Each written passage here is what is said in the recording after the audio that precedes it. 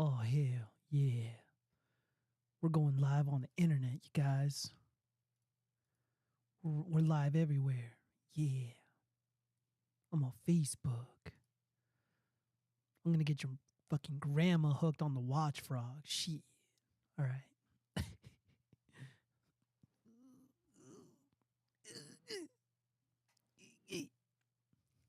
All right. All right. Here we go. Here we go. Oh shit. Hold on. Let me pull up my chat. Oh, I'm a silly goose. Such a silly goose. The silliest goose. Oh, dude, we're getting action, dudes. We're getting action. I'm Alex Jones, your host. Docs and ding-dongs flopping around. Docs and ding-dongs flopping around. The moon is made of cheese. And tell your kids that they should be a tranny for career day. Docs and ding-dongs flopping around. Docs and ding-dongs flopping around.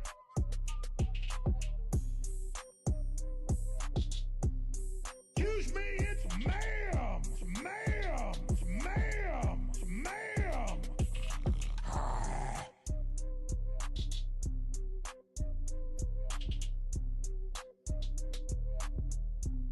I'm Alex Jones, your host.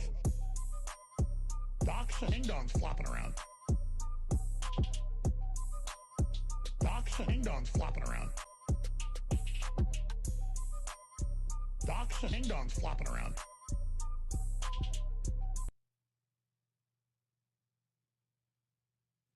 All right, you guys. I feel so much better. I did not eat the goy slop tonight. No goy slop tonight. It's over. The election, the primaries are over. We all know what's going to happen. But, man, I got to do my spiel, eh? So, everybody, let's wait for more people to pull up in the chat. Hello, Rumble. Hello, Facebook. So, greetings, everyone. I'm glad to be here once again for another exciting episode of the watchfrogs, the 81st episode. I appreciate every single one of you joining as always. Now, before we begin, please be aware, I'm streaming on dlive, Trovo, Kick, Facebook, Rumble, X, formerly known as Twitter, Twitch.tv, and YouTube. For those who enjoy or prefer the audio-only experience of the show, you can head over to Google Podcasts, Apple Podcasts, Spotify, or anywhere else where podcasts exist. Of course, links are in the description. There are also a handful of other ways to support the show and to keep me independent. Feel free to head over to Subscribestar, my locals page, or toss a generous donation in my Cash App. I'll greatly appreciate it. So we got a lot to go over tonight. A lot of fun drama. Hold on. The hell, I hear like a buzzing noise in my ear. Do I still got audio? Okay. Everything is good. The show yesterday went off without a hitch. However, the last 5 minutes, it just like completely took a shit for no reason. And that's pretty annoying. Oh my God, hold up. I'm trying to close out these this app. Okay, there we go. All right, let me read some of these comments. Hold up. The hell, I'm hearing some static. Dude, if you guys hear some static, let me know. All right, so for no reason, politics is dumb. I prefer action. Dude, you're gonna get some action, man. We got fucking drama. As a matter of fact, I'm declaring war. I'm calling out Jeremy from the Quartering, Nina Stupidity, Anna the Star Wars cunt. Who else am I calling out? Eric July. Fuck, man. There's just so many people. The Critical Drinker, Nerdrotic. All these pussies are getting fucking called out.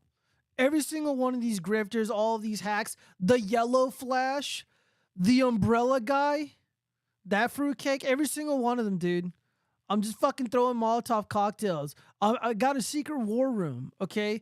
We're going to fucking war. We're going to take on the Biden regime. We're going to take on the grifters. We're going to take on the fucking hacks. We're going to take on all the people that are abusing and taking advantage of these stupid nerds. The nerds need to be protected. I'm going to be the guy to protect them. All right, we got to talk about some aliens. And guys, we got the first hate hoax of the year that we got to get into. All right, let's have a sexy dance party. Oh, you spell dance all like sexy. I like that. No screen cell. No, dude, I start the show in darkness so I can make sure Rumble and Facebook can like keep up with Restream. We got a green heart for the greenskins from Rookie. Thank you. Where do you get these peepees? Laughing my ass off. AC, that's classified information. By the way, I hope to hopefully make a new intro because Rookie was talking shit about the Spice Girls remix. So yeah, how many Big Macs can you rep, Annie? I've never eaten a Big Mac in my life. It was a plain hamburger. I didn't want too much because it would just not sit well with me. GK Gaming, what the fuck is this? Hold up, dude. Somebody, where's my wrench? I thought I had a wrench in there. Free common filth, unfairly banned by YouTube. Who the fuck is common filth? Please do not spam that shit in my chat. Free Israel. Oh my God, I'm being. The revolution will not be televised. He protected, defend, he attacked. Geo, our savior. Thank you. All right, so, shit. What has been going on for the past 24 hours? Oh, the DeSantis bros have been melting down. Many of them have blocked me, which is fine. They're kind of irrelevant anyways. These people wouldn't have voted or supported President Trump. Goodness. Yeah, right now, the big news, the big drama news is Eric July and Ethan Van Sciver were set up to do an epic debate. However, unfortunately, that didn't pan out. Eric July, being the pussy that he is, backed out. He backed out because he's a coward. The guy does a segment called Monetizing My Haters. Okay. Well, here's your chance to go after someone or take on someone or defend your honor against one of the biggest haters of Eric July. And he backs out like the sniveling little coward that he is. Whatever happened to the pull-up culture that he touts and flaunts on his shitty stream? Who knows? We're going to get into the drama. By the way, I've been sending some juicy links to Vito Gesualdi, the co-host of The Biggest Problem in the Universe. And yeah, dude, we're going to embarrass Jeremy from the quartering. I'm just so fucking sick of these goddamn liars and their horse shit. Like his dropship coffee. He's pretending, dude, like in my mind instinctively, like I don't really watch Jeremy from the quartering anymore, but he was always like, oh yeah, dude, we got this deal, you know, like talking about his coffee, like he's like going into a warehouse and, you know, like measuring the temperature and shit when they're roasting it, or like he's walking out on like some back porch and rocking back and forth on a chair and admiring his farm of coffee beans. No, dude, all of it is fake. It's dropship coffee. He's just rebranding the coffee. I knew about this years ago, but apparently everyone now is like kind of, you know, they're pumping up this somewhat old discovery, and I'm all about, you know, hyper focusing on that and giving it a lot of exposure. I want to embarrass Jeremy from the quartering because when he gets into situations like this, he drinks and makes an ass of himself, and I think that is hilarious. Let me make sure everything is Gucci over on Rumble. Where's my Rumble page at? All right. The fuck, dude? Rumble is so finicky, bro. I mean, I'm able to stream reliably, but it's just so finicky. He protect, he defend, he attack. GR savior. Oh, thanks, but yeah, dude, always, man, always. Yeah, so we got a lot of fun. We got a lot of 304 cringe to go over. Some of them was sourced by our good friends from the War Band. Give me 1 second. Yeah, I guess Rumble people, I don't know what's going on. Like the stream is just so fucking delayed, like always. But you know what? Hold on, let me go ahead and pop out the chat so I can talk with you guys. All right, and I'm gonna close out of that screen. All right, so we're just gonna go ahead and dive right into the stories now that everybody's here. Oh, hold up, someone's messaging me. Oh, what the fuck? Oh, okay, sorry. Some girl just added me as a friend for some reason. Okay, I don't know why. All right, where's my OBS? I'm like losing track of everything. Jeremy should shave his beard and stop pretending he has balls. Yeah, dude. He's answering to Annie now. You be quiet, rookie. You be quiet. Look, man. A part of me like doesn't want to dislike these people. Like I really don't want to. But as somebody in this space who talks about politics, honestly, for one, as a genuine analyst, as a professional, I don't like these interlopers like Jeremy who do these lazy fucking stories. I don't like these grifters taking advantage and exploiting grassroots movements and basically, you know, hopping on Vivek's dick, hopping on Trump's dick, you know, riding the anti-woke wave. Dude, I'm going to be calling out some grifters, you guys. And I'm also wanting to do like a video essay, like video commentary style thing on a handful of them. Like I said, like I'm declaring the motherfucking fatwa on these bitches. I'm converting to Islam just for the bit. All right, let's go ahead and get into the news really quick. I want to get through the politics stuff really fast because again, don't want to spend too much time on this. I did a whole stream on this shit yesterday. So fears grow that Trump will use the military in dictatorial ways if he returns to the White House.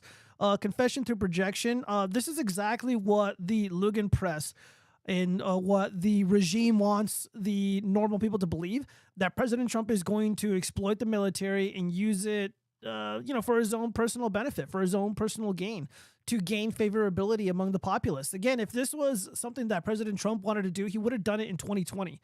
And a lot of people want to, they ask or they make fun of President Trump for not intervening during the violent Black Lives Matter activist riots.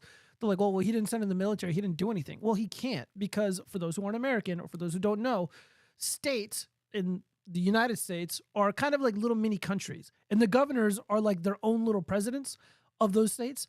And if those governors say, Mr. President, don't bring your fucking troops here, we don't need your help, fuck off, he can't just send in the military and quell violent riots. That's just not how things work, unfortunately.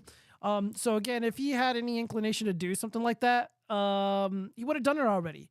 I don't know where these fears come from. Let's just read a little bit of it. If it's boring, we're going to move on. Donald Trump is sparking fears among those who understand the inner workings of the Pentagon.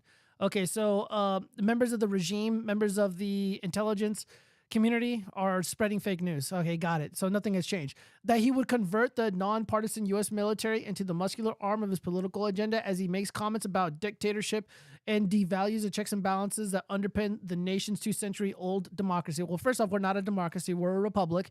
And to suggest that the military is nonpartisan is bullshit. It's woke as shit. It's stupid as shit.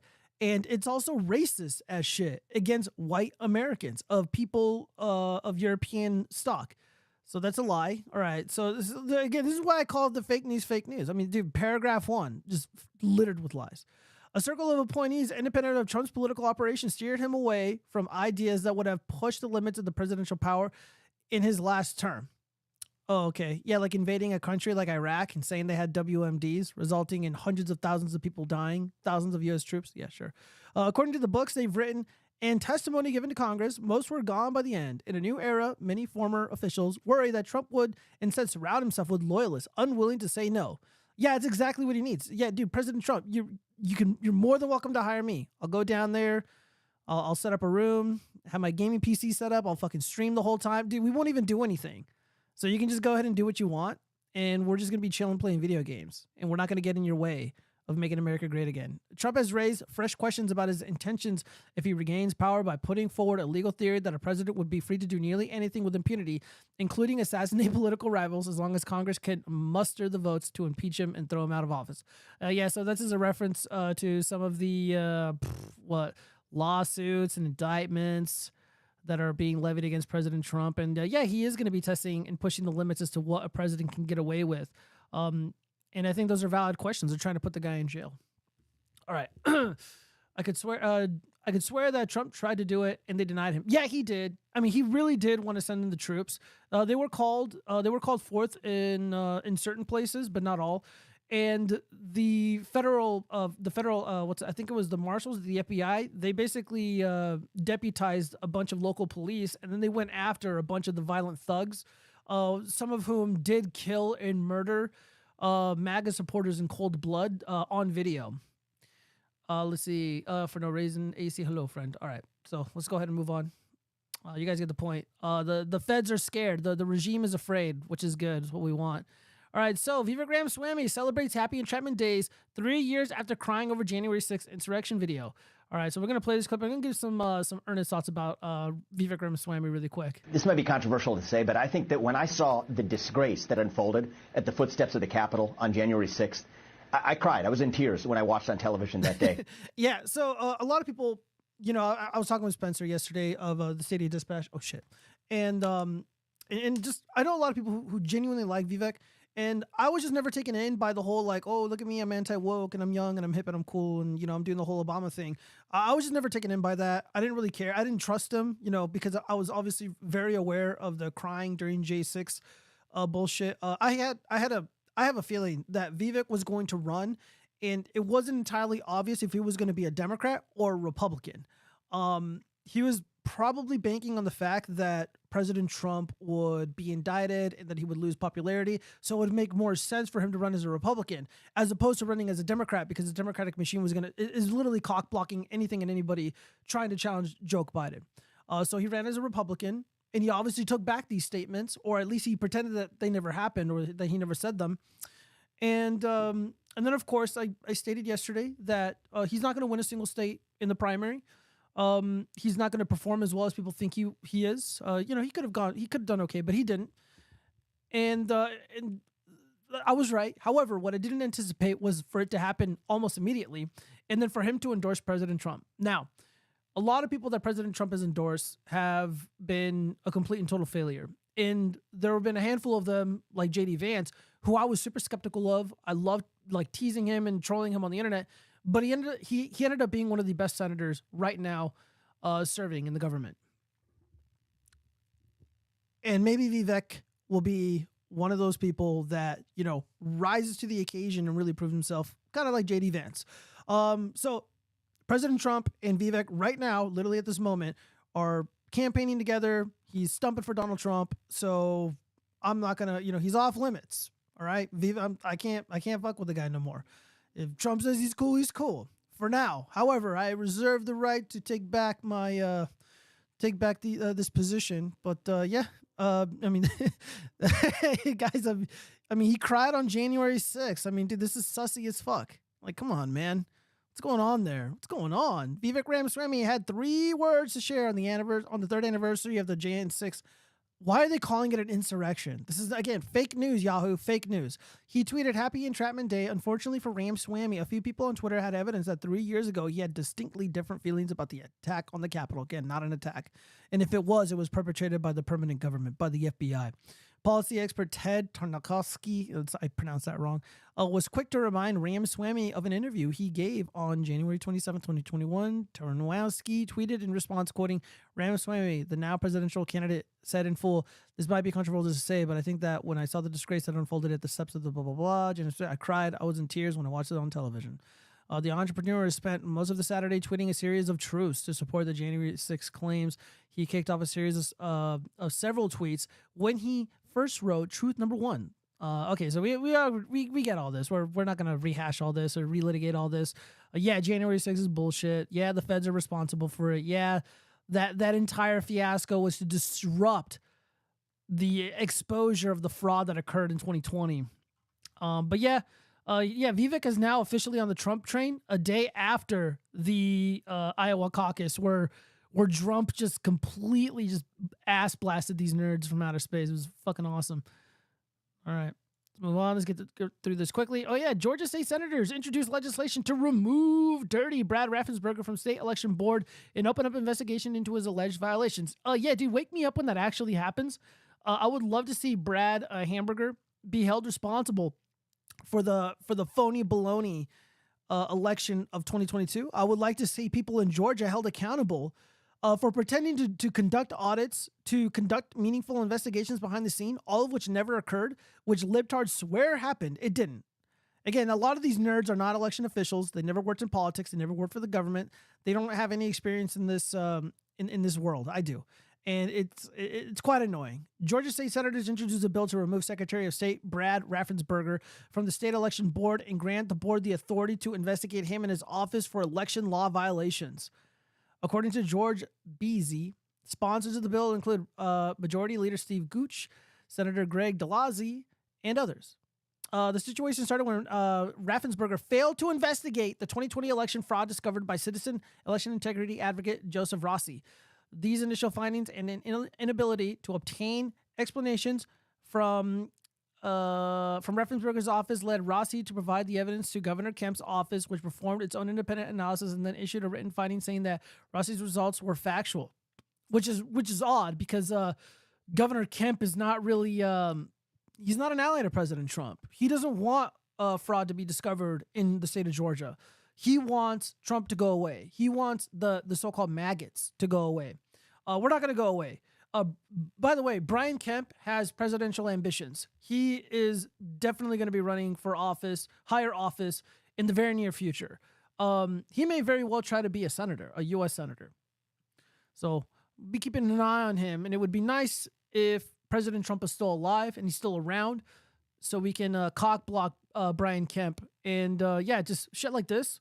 We need to just keep reminding people. It's like, look, this is who they are. Even the Republican Party is full of these losers that are counter-signaling MAGA, counter-signaling progress in regards to election integrity, and I'm against it. Let's see, Friedrich Marx, 100% of all of elections have been fake since the dawn of voting. You get choices which turd you want to eat. Oh, enough of you, Friedrich Marx. You're being daft. Wisconsin judge ruled that absentee voting van used in 2022 was illegal. Yeah, dude. Yeah, look at this shit. Dude, people were voting out of a fucking van. Dude, this is some third world horse shit. Some third world horse and buggy ghetto bullshit. A Wisconsin judge has ruled that state law does not allow the use of mobile absentee voting sites, siding with Republicans who had challenged Racine's use of voting van that traveled, Racine County, use of voting van that traveled around the city in 2022. Republicans opposed the use of the van, the only one of its kind in Wisconsin, saying its use was against the law, increased the chances of voter fraud, and was used to bolster Democratic turnout. Yeah, absolutely. Racine officials, the Democratic National Committee, and the Milwaukee-based voting advocate group Black Leaders Organizing for Communities refuted those claims and defended the legality of the van, saying there was no specific prohibition against it. The lawsuit over the mobile voting van is one of several in battleground Wisconsin that could affect voting rules in the upcoming presidential election. Yeah, dude, not enough. Not enough. Just so people are aware of the crazy bullshit that is going on. And then, of course, Rasmussen has a really wonderful poll detailing, I think, over 1 in 5 voters admit to voter fraud, like them committing the voter fraud themselves. They admit to receiving bribes for voting. Crazy stuff. I saw the speech Vivek gave. I don't know if it was me, but it almost looked like Trump felt guilty or not okay with giving Vivek a time to talk. He seemed off to me. Who, President Trump seemed off to you, or Vivek seemed off to you? Let's see. I shall paraphrase Boy Stalin. It who counts the votes, not who. Yeah. No, I get what you're saying. The van probably made a 2-week trip south of the border. You know what, MTMG? It probably did. Trump seemed off. Yeah, I saw the way that Trump was looking at him. He kind of looked at him with this like look of disapproval. It was more like a "I'm watching you, boy" type look. I don't think Trump is completely sold on him. Based off the body language, I don't think he's sold on him. But Trump is in a very sticky situation because he's got to play the game. He can't just go into this fight swinging in every fucking direction and punching everyone in the face. He needs allies, as many as he can possibly get. And I think he's doing it right. You know, you have this young guy who was your opponent. He was going to lose no matter what, but he was going to get at least 5 to 6, 7% of the vote. And let's say all of these states, right? Let's say he had like that much share. I know that's not exactly scientific or accurate per se, but just you get the picture. So he's going to get 5, 6% of the vote everywhere he goes. Does President Trump really have the luxury to dispense with that many votes in all of these states that he needs to win? I argue not. So he kind of smacked him a little bit. It was like a backhanded slap, you know, when Vivek was going around saying that he's going to save President Trump and to vote for him is to basically send him off to the gulag. So Trump rebuked him, slapped him around. Vivek backed off. He realized he fucked up. And then people were questioning him, questioning his loyalty to MAGA or whatever. And then, of course, he drops out. I think Vivek knew his statements kind of doomed him. And obviously it's a fool's errand for him to continue this race because he wasn't going to lose. He would just be wasting everybody's time. He would literally be sabotaging President Trump. And also he would just be met with even more skepticism because he'd never really attacked President Trump, which is why people were calling him a plant. One of the reasons why they were calling him a plant. So instead of wasting his time and really splitting Trump's base or fracturing off a portion of it, he backs off. He literally drops out. He endorses President Trump. He says a lot of nice things about him. Tensions cooled off on the internet at the very least regarding the Vivek Trump the Vivek Trump drama. And I think that's the right thing. I think it's the right thing. And I think President Trump is looking at him with skepticism because, like, look, Vivek was trying to replace Trump. He was trying to out-Trump Trump, which is why he went so hard with the anti-woke shit. And me personally, I wasn't taken in by it. I never simped for him, and I'm very proud of myself for not, doing that. I'm a loyal dog. I'm loyal to my viewers. I'm loyal to my subscribers. I'm loyal to fucking President Trump. And I'm just loyal to my fucking word. And I fucking hate grifters. I hate these dishonest, duplicitous retards like Jeremy from the Quartering and so on. And I'm gonna be calling them out. And it would be very bad if I emulated their behavior in any meaningful way. And so hopefully Trump knows what he's doing, and hopefully Vivek becomes the real deal. However, I reserve the right to be a little skeptical. All right, so voting vans. If you see them, call the police. I guess. Yeah, call the police. Tell them that they're cheating or something. Tell them they're stealing people's votes. All right, what's next? New York City high school principal lashes out at parents who bashed decision to force students to go remote as migrants sheltered at the school. Yeah, that's a smart move, man. Let's just blame the parents for being rightfully pissed that their kids are kicked out of fucking school so these illegal aliens can do the Macarena in the classroom where the kids should be learning instead of doing this remote distance bullshit. All right, well, let's listen to this clip. Let's see what's going on. Some of the comments. I appreciate you voicing your opinions. Someone wrote that I should care for my own kids. Please know me. Please come in 2 weeks back on the Zoom when we have it again. Please know that I put your kids first. I do what I do because I care about children. No, you don't. And I find it offensive that people are putting things on that chat. Miss Salcido, I'm feeling like you right now.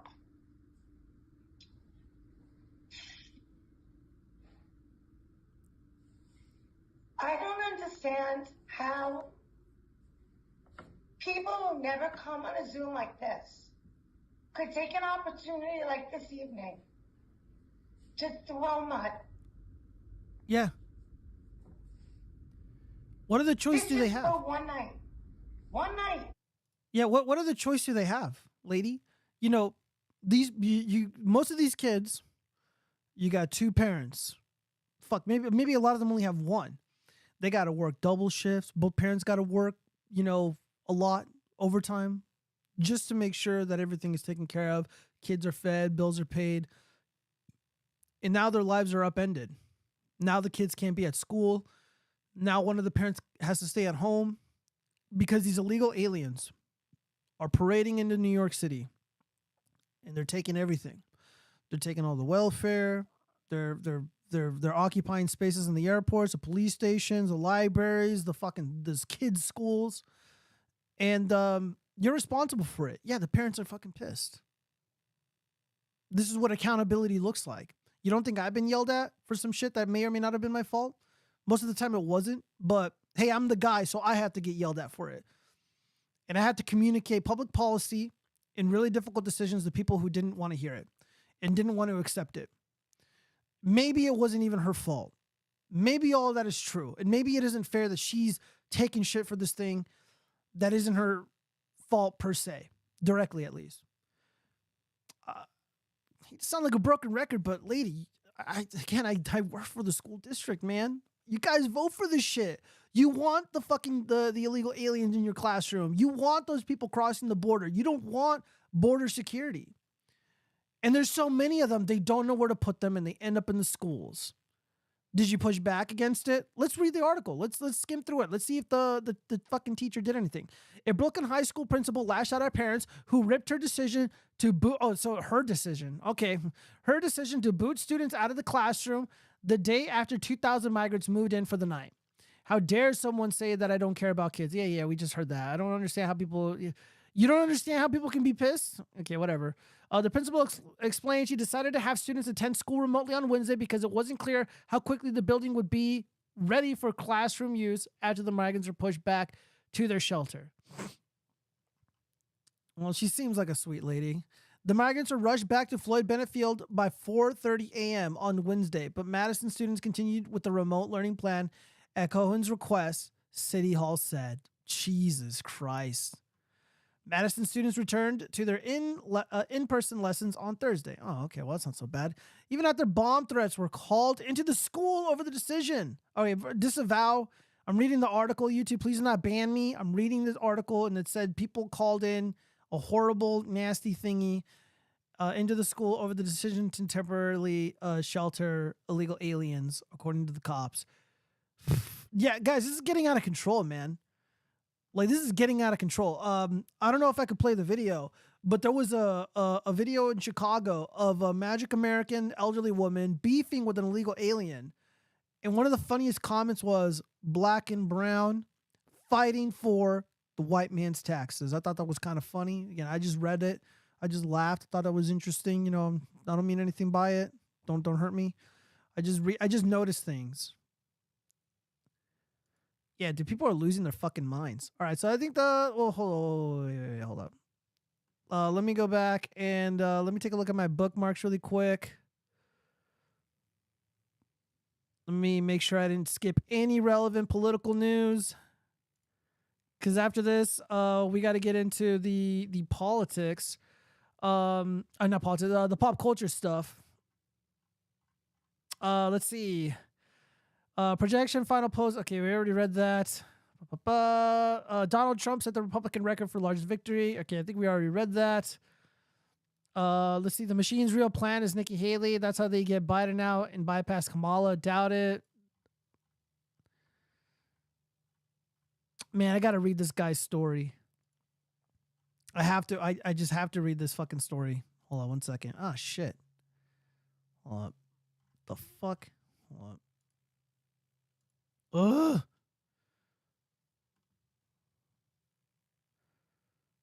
Yeah, I'm going to read this and we're going to move on. Today, exactly 3 years ago, my family was awakened by an explosion and the alarm going off in the early dark morning hours. We would learn that the FBI SWAT team with drones and flashbangs were raiding our home in Southern California. No one in my home has ever been arrested or had any problems with the law. As a matter of fact, I am a decorated combat veteran of the Marine Corps and 14 years of law enforcement with multiple awards, including the Medal of Valor. I've survived 4 involved shootings and in 2018 saved a toddler who was a victim of drowning with CPR. The crime the FBI was investigating? Twitter posts. They say were triggered by January 6th, making me a domestic terrorist. They would point guns at my family, force us to leave my 2-month-old daughter alone in her bassinet despite our pleas to get her. They refused to show us the search warrant prior to searching my home. During their forced interview, after I requested my attorney, they would ask me who I voted for president, and in which political party I was registered with.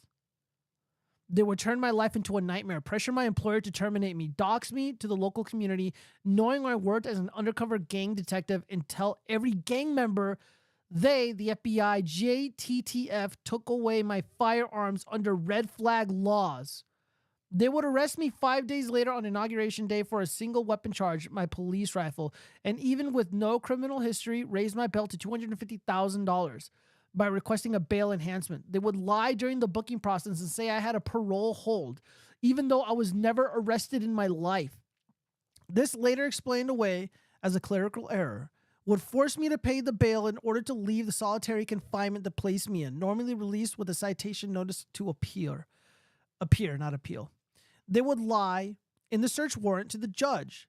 They would withhold exculpatory information from the judge and fabricate the knowledge of a confidential informant. They listed at least 3 times in the partial warrant they released to me. Months later, when requesting to identify the informant, the FBI would state there is no informant. It was a typo, 3 times at least. The judicial system would continue to deny every motion we requested and continue to pressure me to take a plea bargain, which I continued to reject.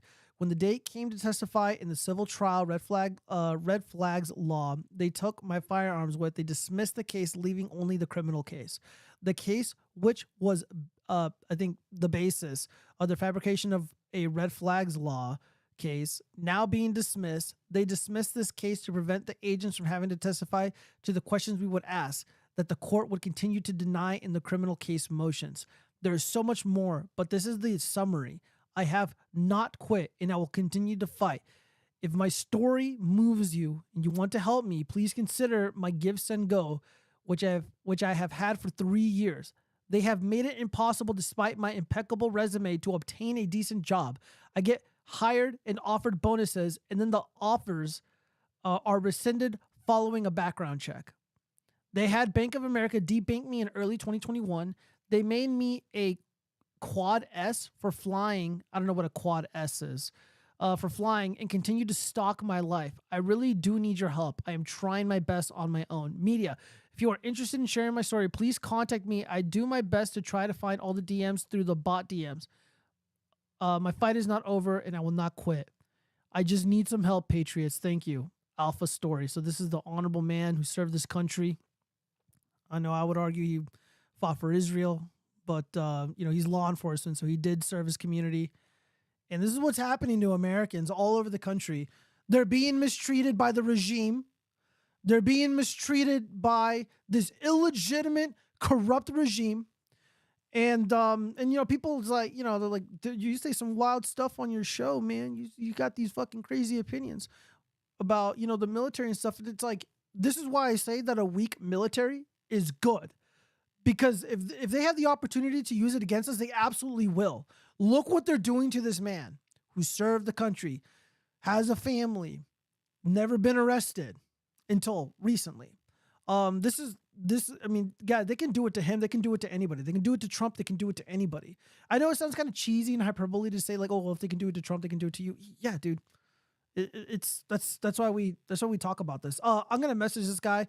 I'm probably going to have him on the watchfrogs. Let me go ahead and copy this link. I'm going to go ahead and throw it in the chat if anybody wants to take a look at the Give, Send, Go. I am going to be throwing a Give, Send, Go link in the chat. Oh, my God.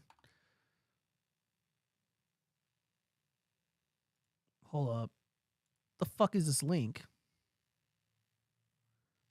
Oh, okay. That's the right one. Whew. I was like, oh, shit. I posted the wrong link, and I'm like doxing myself or something. No, that should be it. That should be it. So yeah, let's see. But at least he served his country and got a $2 medal. I know, man. I mean, yeah, dude, look at this guy. That guy's a total fucking Chad. And, he's like risking his life for these people who fucking hate him. Look at this guy, man. You know what? Let's go ahead and read his Give, Send, Go. I want to see what he says. We stand with the American patriot, Alfredo. Is this it? This can't be it. His name isn't Alfredo, is it?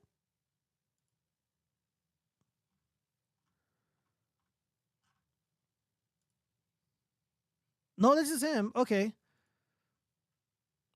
On January 13th, let's see, is my family going to be okay? At this moment, his cell phone rang, and when they... Oh, man, I don't know how much of this I want to read. Dude, this is a lot. There's a lot of shit here. Yeah, dude, I'm gonna message him. I'm gonna have him on the show eventually. Yeah, when I'm done with all this overtime, I'm gonna try to talk with this guy. Yeah, this is fucking horrifying, man. Yeah, because I got questions like, I hear about these debanking situations, like Nick Fuentes was debanked, a handful, I think, what's his name? Jared Taylor was debanked. And, once you, let's say like Bank of America tells you to fuck off, like, can you go to Chase? And then, if you go to Chase Bank and try to open an account there, what happens? Honestly, this is awful. This is where we're at right now. President Trump said that there's no time for retribution. Now, I personally want revenge. I want retribution. However, what makes more sense? Getting a Congress and Senate in line to dispense with the FBI, dispense with the IRS, dispense with the ATF, instead of going after these individual agents that are responsible for the harassment and molestation of innocent American citizens. I mean, what real world remedy or justice or retribution will we get meaningfully? I mean, look what happened with those two fruitcake FBI agents that basically kicked off a lot of the phony baloney Russia hoax. They got away with it. Like Peter Strzok or whatever his stupid name is, and Lisa Page. Like, these fucking retards got away with it. They got away with the crime. The people who illegally spied on President Trump, they got away with it. I mean, dude, just imagine illegally spying on someone. Like, you would go to prison for a very long time. Now imagine doing that to the President of the United States as a private citizen.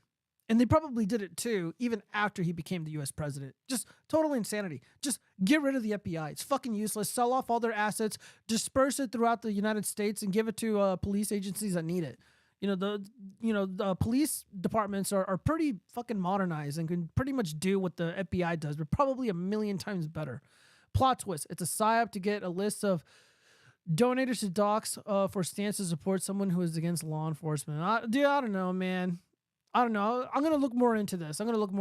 But I'm not entirely convinced that it's like a psyop or whatever. I mean, we've seen so many people already get, harassed by the feds and shit. So it is what it is.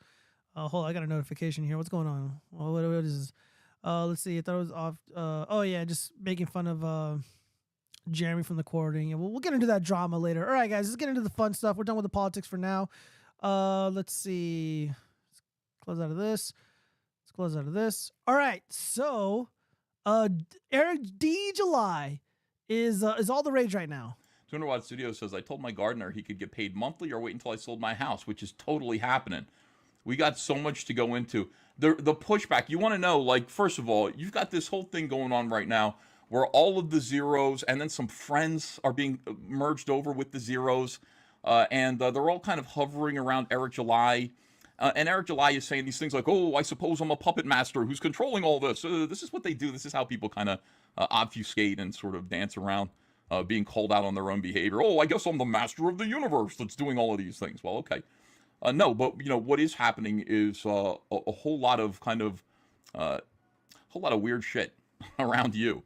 And we'll get more specific about it in a little bit. But after the review video was something else. Everyone together started behaving really, really strange. All of the Friday Night Tights guys, Eric July, his friends, his like ancillary friends, and then some other people kind of got on board when they realized what was happening. And they do this absurd thing where they kind of go, Eric July is responsible for 9/11.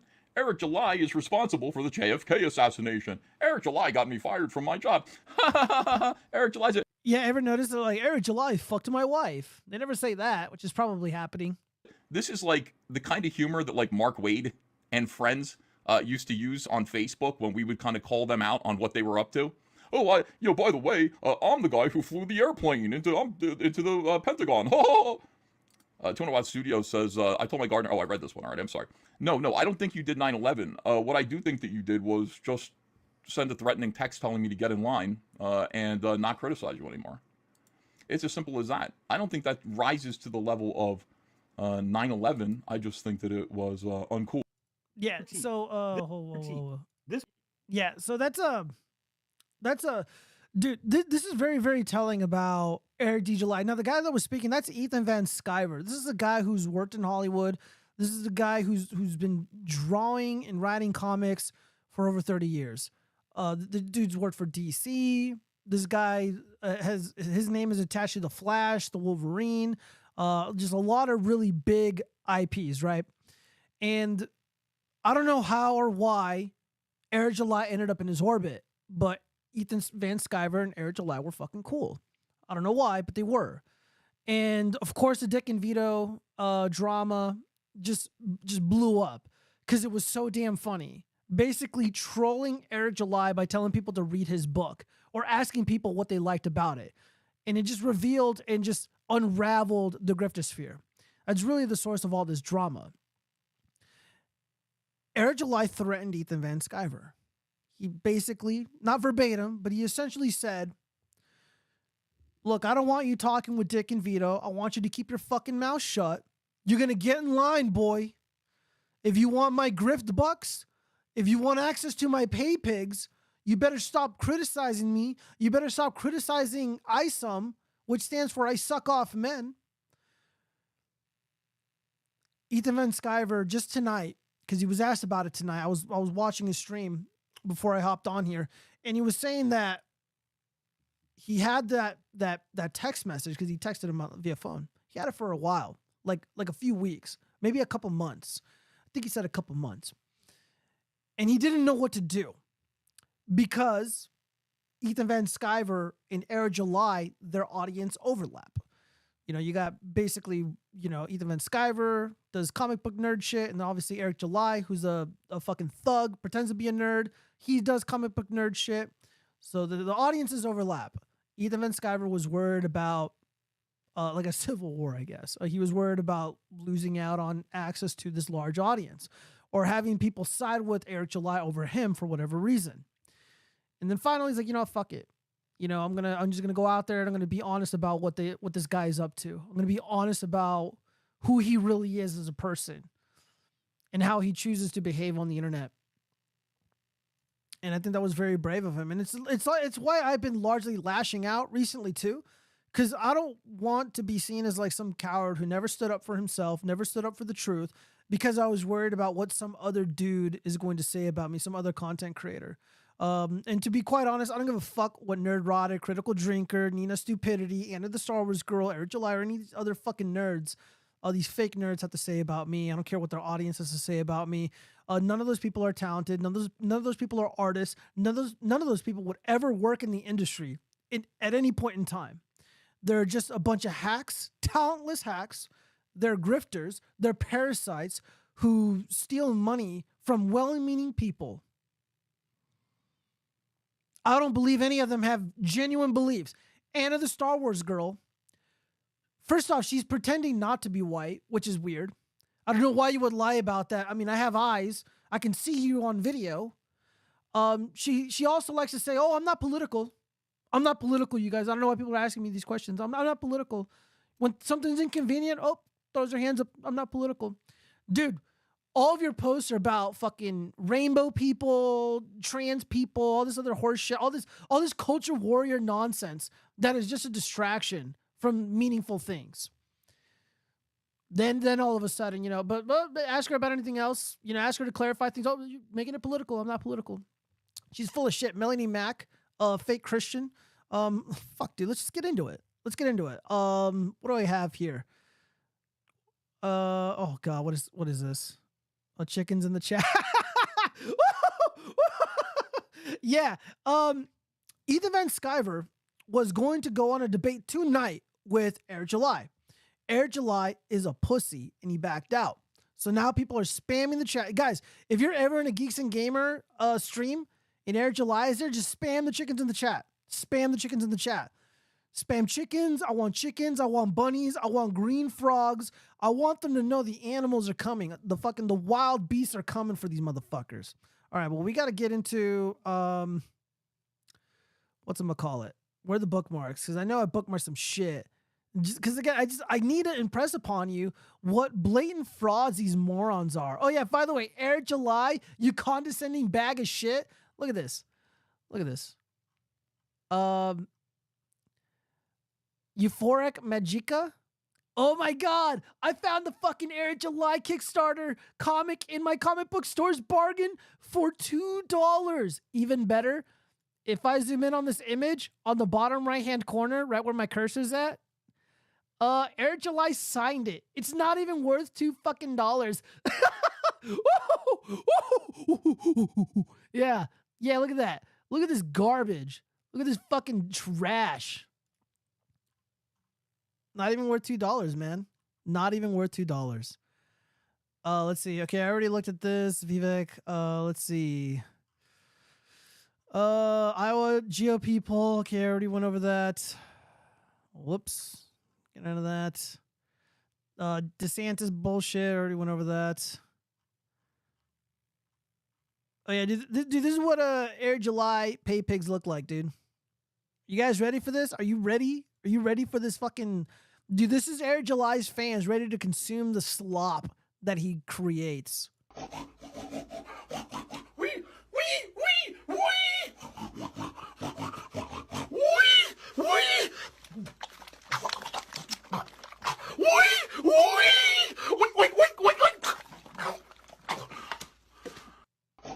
Yeah, dude, when I kill someone in the video game PUBG and they're crawling around on the ground like that, I'm just like, squeal like a pig for me, boy. Let me hear you squeal like a pig. They literally make these noises. Yeah, and this is also how that's also Eric July's pay pigs. This is the stance you guys are regularly in. I hope you're proud of yourselves. You're consuming garbage. First off, it's very likely that Eric July didn't even write that piece of shit. And two, it wasn't even drawn by like an actual artist like Ethan Van Sciver. It's garbage. I mean, I showed you guys like all the objects, even the people, even the characters are they're just like SketchUp art. Let's see, Trump in Iowa. You must, yeah, I saw this already. Pretty funny. Pretty funny. Yeah. Oh yeah, dude. Also, Riley won. One of the memes, one of the jokes, we were making fun of Eric July because he had very hairy arms. The shoulders have been shaved. Autistic boobs, Dick Masterson video comedy. And of course, Riley won. It's pretty funny. Yeah. Also, one of the grifters among the grifter sphere, Melanie Mack. Look at this bitch. This fake Christian. This fake woman. Probably a streetwalker. So in 2018, now she's an anti-woke content creator now. She does all the anti-woke bullshit. She just derides and harasses rainbow people, and she celebrates violence against rainbow people. She cheered on the destruction of a church. It burned down. People could have died, but she doesn't care because she's a good Christian or something. So in 2018, she writes, so is Nathan Drake straight just for the sake of being straight? Newsflash, rainbow people exist, and it's a normal thing. There are lots of games with straight couples, so you either have to be against all relationships in general or okay with them. Otherwise, you're just a bigot. First off, who cares? So yeah. In another, whoops. So in another Melanie Mac banger, no one consciously pivots to this extreme naturally. So don't give me the derp. It's a long time ago shit. She went from this to becoming a hateful bitch. Simps, you can kindly move the goalpost below in the replies. Vito replies, Melanie Mac realized she could amass more clout as an edgy Christian influencer who hates rainbow people. So she ran down that lane full bore. Sad to see people abandoning their principles for clicks. I mean... yeah, it's exactly what she did. I mean, it gets worse. It gets so much worse. Let me see. Do we get any more of that? More on Melanie Mac? Let's see. Grifter. Oh, these ones. I think this is about awesome reviews. Blah, clutch pearls. Fit on the couch. Okay, whatever that means, dumbass. Vita writes, bro, literally all this drama started. Oh, man. I don't like the way that this is coming out on the... Hold up. I'm going to zoom this out. All right, here we go. Yeah. Literally all this drama started because after surrounding yourself with dick riders and sycophants, one guy finally decided to give your comic a brutally honest review and you lost your mind over it. EVS basically said that review is harsh, but Eric would be wise to address some of the problems Dick Masterson brought up. Rather than consider the wisdom of a seasoned comic professional, you sent him private messages accusing him of disloyalty. Yeah, like a thug, like a ghetto thug that Eric July is. Some people on Twitter posted images making fun of your comics, so you issued false DMCA strikes to try and stop it. Then when one of them made fun of you for it by taping money to your warehouse, you threatened to end their life in a video game if he returned. Your comic sucks. Your friends gaslight you because they want to leech clout and money from your audience. You are nothing. You are not the industry savior you imagine yourself to be. Stop lecturing everyone else on how to make great comics until you actually figure out how to make one yourself. Fucking scathing. Coming from Vito. Yeah, you know, people can say whatever they want about Vito and his garbage ass opinions. Because again, he's like a libtard, and I don't agree with this stuff, but. Like, I don't hate people because of their personally held beliefs. Most of them don't warrant, like, hatred. I'm going to just start hating people for being blatantly dishonest. Yeah, so here's this funny picture. Making the side guys Dick and Vito might be... making the side guys Dick and Vito might be funny. Yeah, so they basically got the ISOM cover... and they're depicting the Alpha Core characters as Dick, Vito, and Ethan Van Sciver, and they're whipping Isom with Eric July's face. It's very funny. I like this.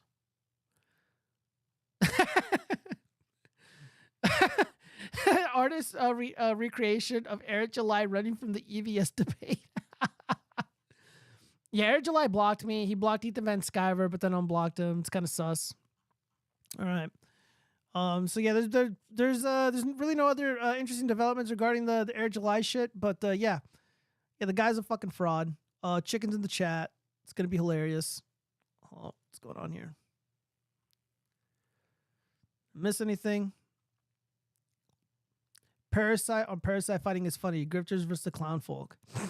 The only real grifters and hacks are those within the Geeks and Gamer orbit, with the exception of Jeremy. I think Jeremy's legit. Everyone else is kind of a dumpy retard.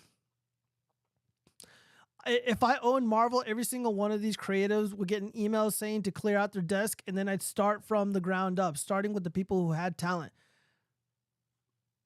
Funny, I said the same thing about his staff. Ground up, he started his company from the ground up, and the talented people let a shit comment like ISOM be sold for $35, full of digital assets. Yeah, dude, like, Evie has said it best. Air July's pretending he's in the comic book industry. He's not. Like, imagine the Super Bowl, right? And you got, like, talented athletes in the stadium, duking it out, scoring touchdowns on each other, like the best of the best teams. Well-established teams, $1 million contract type teams. And then there's Air July. He's in the parking lot talking shit on a phone, on a stream, and he's just shitting on a piece of paper, and he's like, this is my comic, and thinking that he's in their league, and he's not. Know your place, scum. All right, what else have we got in pop culture news? She-Hulk star says there's no hope for a season 2. Ladies and gentlemen, nature is healing. Nature is healing. All media, Friedrich Marx writes, all media entertainment types are a parasite. Only way not to be a parasite, and one of them is to do trade as well. Oh, okay. Well, I guess I'm an exception then. Tatiana Maslany. Oh, that's a stupid fucking name. I'm just going to call her Tati. No, I can't say that. That sounds weird too. Okay, so Tatiana, the actor who played Jennifer Walters, aka She-Hulk and She-Hulk Attorney at Law, has dashed any hopes of the second season of Marvel's divisive Disney Plus show. Dude, imagine making a shitty superhero show and it's divisive. Yeah, that's how you know you fucked up. Just abandon it. Just abandon it altogether if it's divisive. Like, it's just you messed up. Appearing on streamer Nerd Incorrect's Twitch game show codenamed Live, Maslany was asked by the host, should we hope for a season 2? I don't think so, Miss Laney replied. I think we blew our budget, and Disney was like, no thanks. Miss Laney's statement isn't official, of course, but it sounds quite final. A second season of the show was never discussed by Marvel, although head writer Jessica Gao has said she had ideas for further seasons, and the final episode left the possibility open. But if Disney has decided against any further She-Hulk on TV, it wouldn't be a surprise. In several ways, She-Hulk Attorney at Law was emblematic of the issues Disney has faced with its ambitious plan to extend its top-tier cinematic franchises, Marvel and Star Wars, into streaming TV series. As Ms. Laney hinted, top of those is cost. Jesus, I can't speak. Conceptually, She-Hulk was intentionally quite modest. That's an understatement. A comedy that would gently spoof a staple TV genre, the legal drama, as well as involve some low to mid-level superhero hijinks and some of the fourth wall-breaking meta comedy associated with the characters in the comics. Yeah, dude, meta groundbreaking comedy. Yeah, that if it was genuinely like meta and fourth wall breaking, the audience wouldn't be intelligent enough to understand what was happening.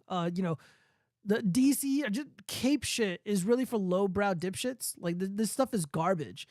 And I know I got a lot of shit from some people for going so hard on this stuff. And it's also, can anybody just let's just be honest with ourselves. A lot of the stuff that's released in theaters, a lot of the stuff that's released in on these streaming platforms is just fucking garbage. And I don't have to watch it to know that it's trash. Like, I can just look at the cover or look at a little trailer, or not even that. I can just look at the press that is surrounding a movie or a TV show that's upcoming, and I just know it's gonna be dog shit. Like, I don't have to fucking watch it to know that. And I get called closed-minded. I get called a fucking I don't know, like a boomer about this stuff. But dude, all this cape shit stuff sucks. Guardians of the Galaxy 3 sucks dick. She-Hulk sucks dick. All this stuff is fucking trash. It's boring. It's formulaic. The comedy is shit. It's just goofy. It's silly. It's not art. It's cultural genocide is what it is. And, it's kind of like when people like debate like relationships and marriage and, love and children and, psychology and drugs, blah, blah, blah. Like some things are just so obvious. Like you don't need a fucking lab coat to know that things are just, not right. And there's a lot of things about this stuff that's just not right. I know that bothers people, but like, I'm not going to fucking lie to you. Like I can believe me, like I could be the next Jeremy from The Quartering, but more honest. Well, that's actually, if I was going to be like him, I guess it would make me dishonest. But like, it's like, really? Like how many videos can one person make? It's like, oh, dude, woke She-Hulk destroyed. Woke She-Hulk cries crocodile tears on Polygon show or on Twitch stream. Ugh. It's like, really? Dude, like, why do people consume this garbage? I just don't watch it. Just don't watch. I don't. Just get away from it. Run the fuck away from Disney and Marvel and DC and all this stuff because it's trash. There's genuine artists out there that are worth supporting. And no, none of them are named Eric July. And none of them are working in Hollywood. And dude, and despite all that, despite everything I just said, the writers and artists, quote unquote artists, that exist in Hollywood, they're light years ahead of people like Eric July. They can at least write a story. They understand a hook. They understand dynamic characters. They understand concepts, simple concepts from Shakespeare. Brevity is the soul of wit. They understand stuff like Eric doesn't. You can tell Eric, hey, there's too much exposition in your comic book. And the story doesn't make a lot of sense. And he wouldn't understand what the fuck you're saying. He'd tell you to pull up, boy. And you're gonna get what it is. She. That's Eric July. At least these people can tell a fucking story, even if it sucks dick. All right, what else have we got in pop culture news? Oh god, what is this? Eric July needs AI to write the rest of his series. Dude, he wishes. Not just a cup. Why people are losing their minds over the Stan Lee tumbler. I'm going to be completely honest, you guys. I've seen the videos of people lined up to buy this. I haven't seen lines myself. I honestly have no idea what this is. This is the first time reading this article. So if you want to tell me in the chat really quick, what the hell is the deal with the cup? This shitty plastic cup that probably has microplastics just shaved off every time you use it, making you sick. Let me know. Oh, God, yeah. Excuse me. Is it a cup or is it a cold? Earlier this week, Stanley, the company behind the TikTok famous vacuum insulated tumblers, released its limited edition Valentine's Day collaboration cups of Starbucks to unbelievable fanfare. The cups sold exclusively at Target stores had some people camping outside their local stores to secure the goods. Videos posted on TikTok show parched fans racing through the aisles of Target to get the 40-ounce water bottles. A video on TMZ shows a man desperately jumping over the counter at Target Starbucks to steal a box of the tumblers, which run for $45 a piece for this garbage, cheap plastic that's going to make you sick and put microplastics in your body. Made in China for $45? Geo turning into Venti. How am I turning into Venti? How dare you? How dare you say, oh, because she burps? Because she's a fucking disgusting... I'm a man, all right? I'm a real working class man. I reserve the right to burp. Venti is a poser. It has a solid reputation on social media. The hype over the Stanley Cup among millennial and Gen Z women. Okay, MTMG, right. You're right. People, aka women. Gen Z women, and more recently, Gen Alpha preteens began Generation Alpha. Now they're talking about Gen Alpha. Dude, how am I supposed to keep up with all these stupid labels? Millennials, Gen Z, Gen Alpha, ooh, boomers. Fuck, man. I'm getting tired of this shit. Began on social media, specifically on TikTok. Their users sing the praises of all things Stanley and show off the myriad of accessories they've bought to upgrade their tumblers.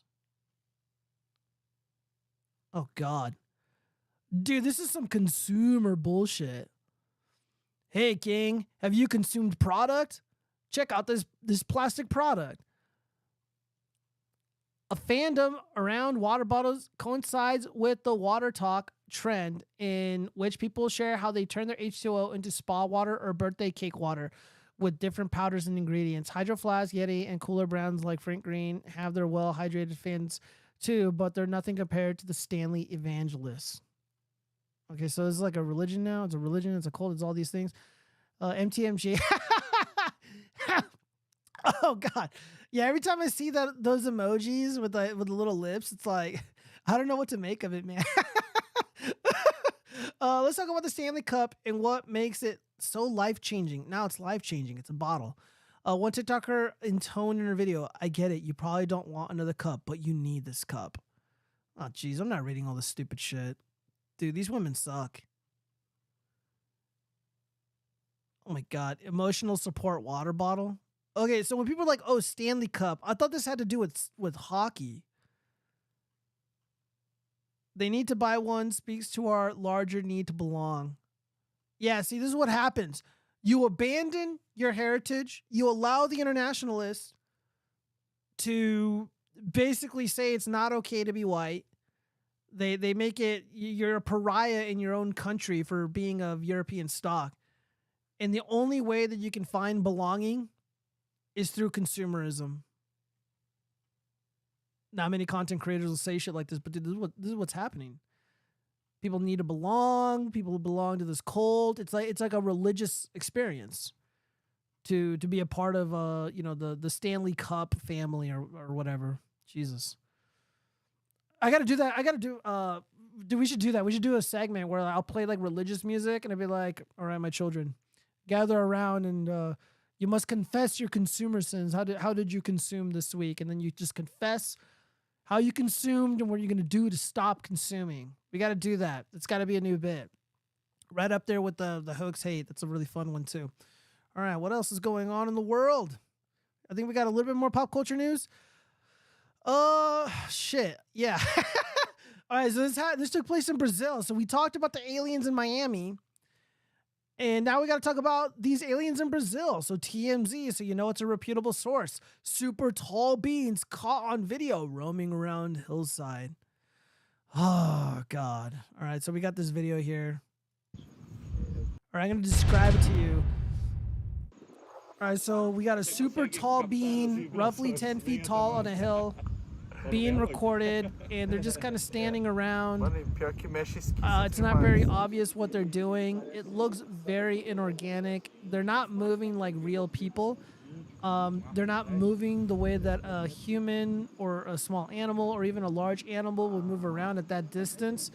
I am of the assumption that this is digitally enhanced. This is digitally altered material. I'm not convinced by this at all. Yeah, the human eye generally views objects in the real world at 23 frames per second. And that's or around 23 frames per second. So that's how I can tell that this video is inorganic, that this video has been altered. The way that this creature or this individual, this humanoid alien, alleged alien is moving, it's not moving right.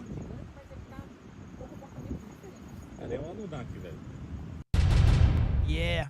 All right. So it looks exactly like her. That shit is wild. Super fakeable. If they were really 10 feet tall, there would be chicks hanging around them. I know, right? Getting that alien D. More mysterious videos of what appears to be super tall human-like beings walking among us. And this time, folks are claiming there are 10-foot tall aliens down in Brazil. Oh, the Brazilian aliens, yeah. We got the shadow aliens, so that's kind of lame and boring. They got the tall, 10-foot tall Chad aliens with big dicks and all the horrors swinging off of them. You got to see these videos from Ilha do Mel, an island off the coast of Brazil. Oh, of course, a little island where nothing exciting happens. But now this island is on the map. So now a bunch of fat nerds are going to go down and descend upon this island as tourists. They're like, oh, dude, maybe we'll find aliens there.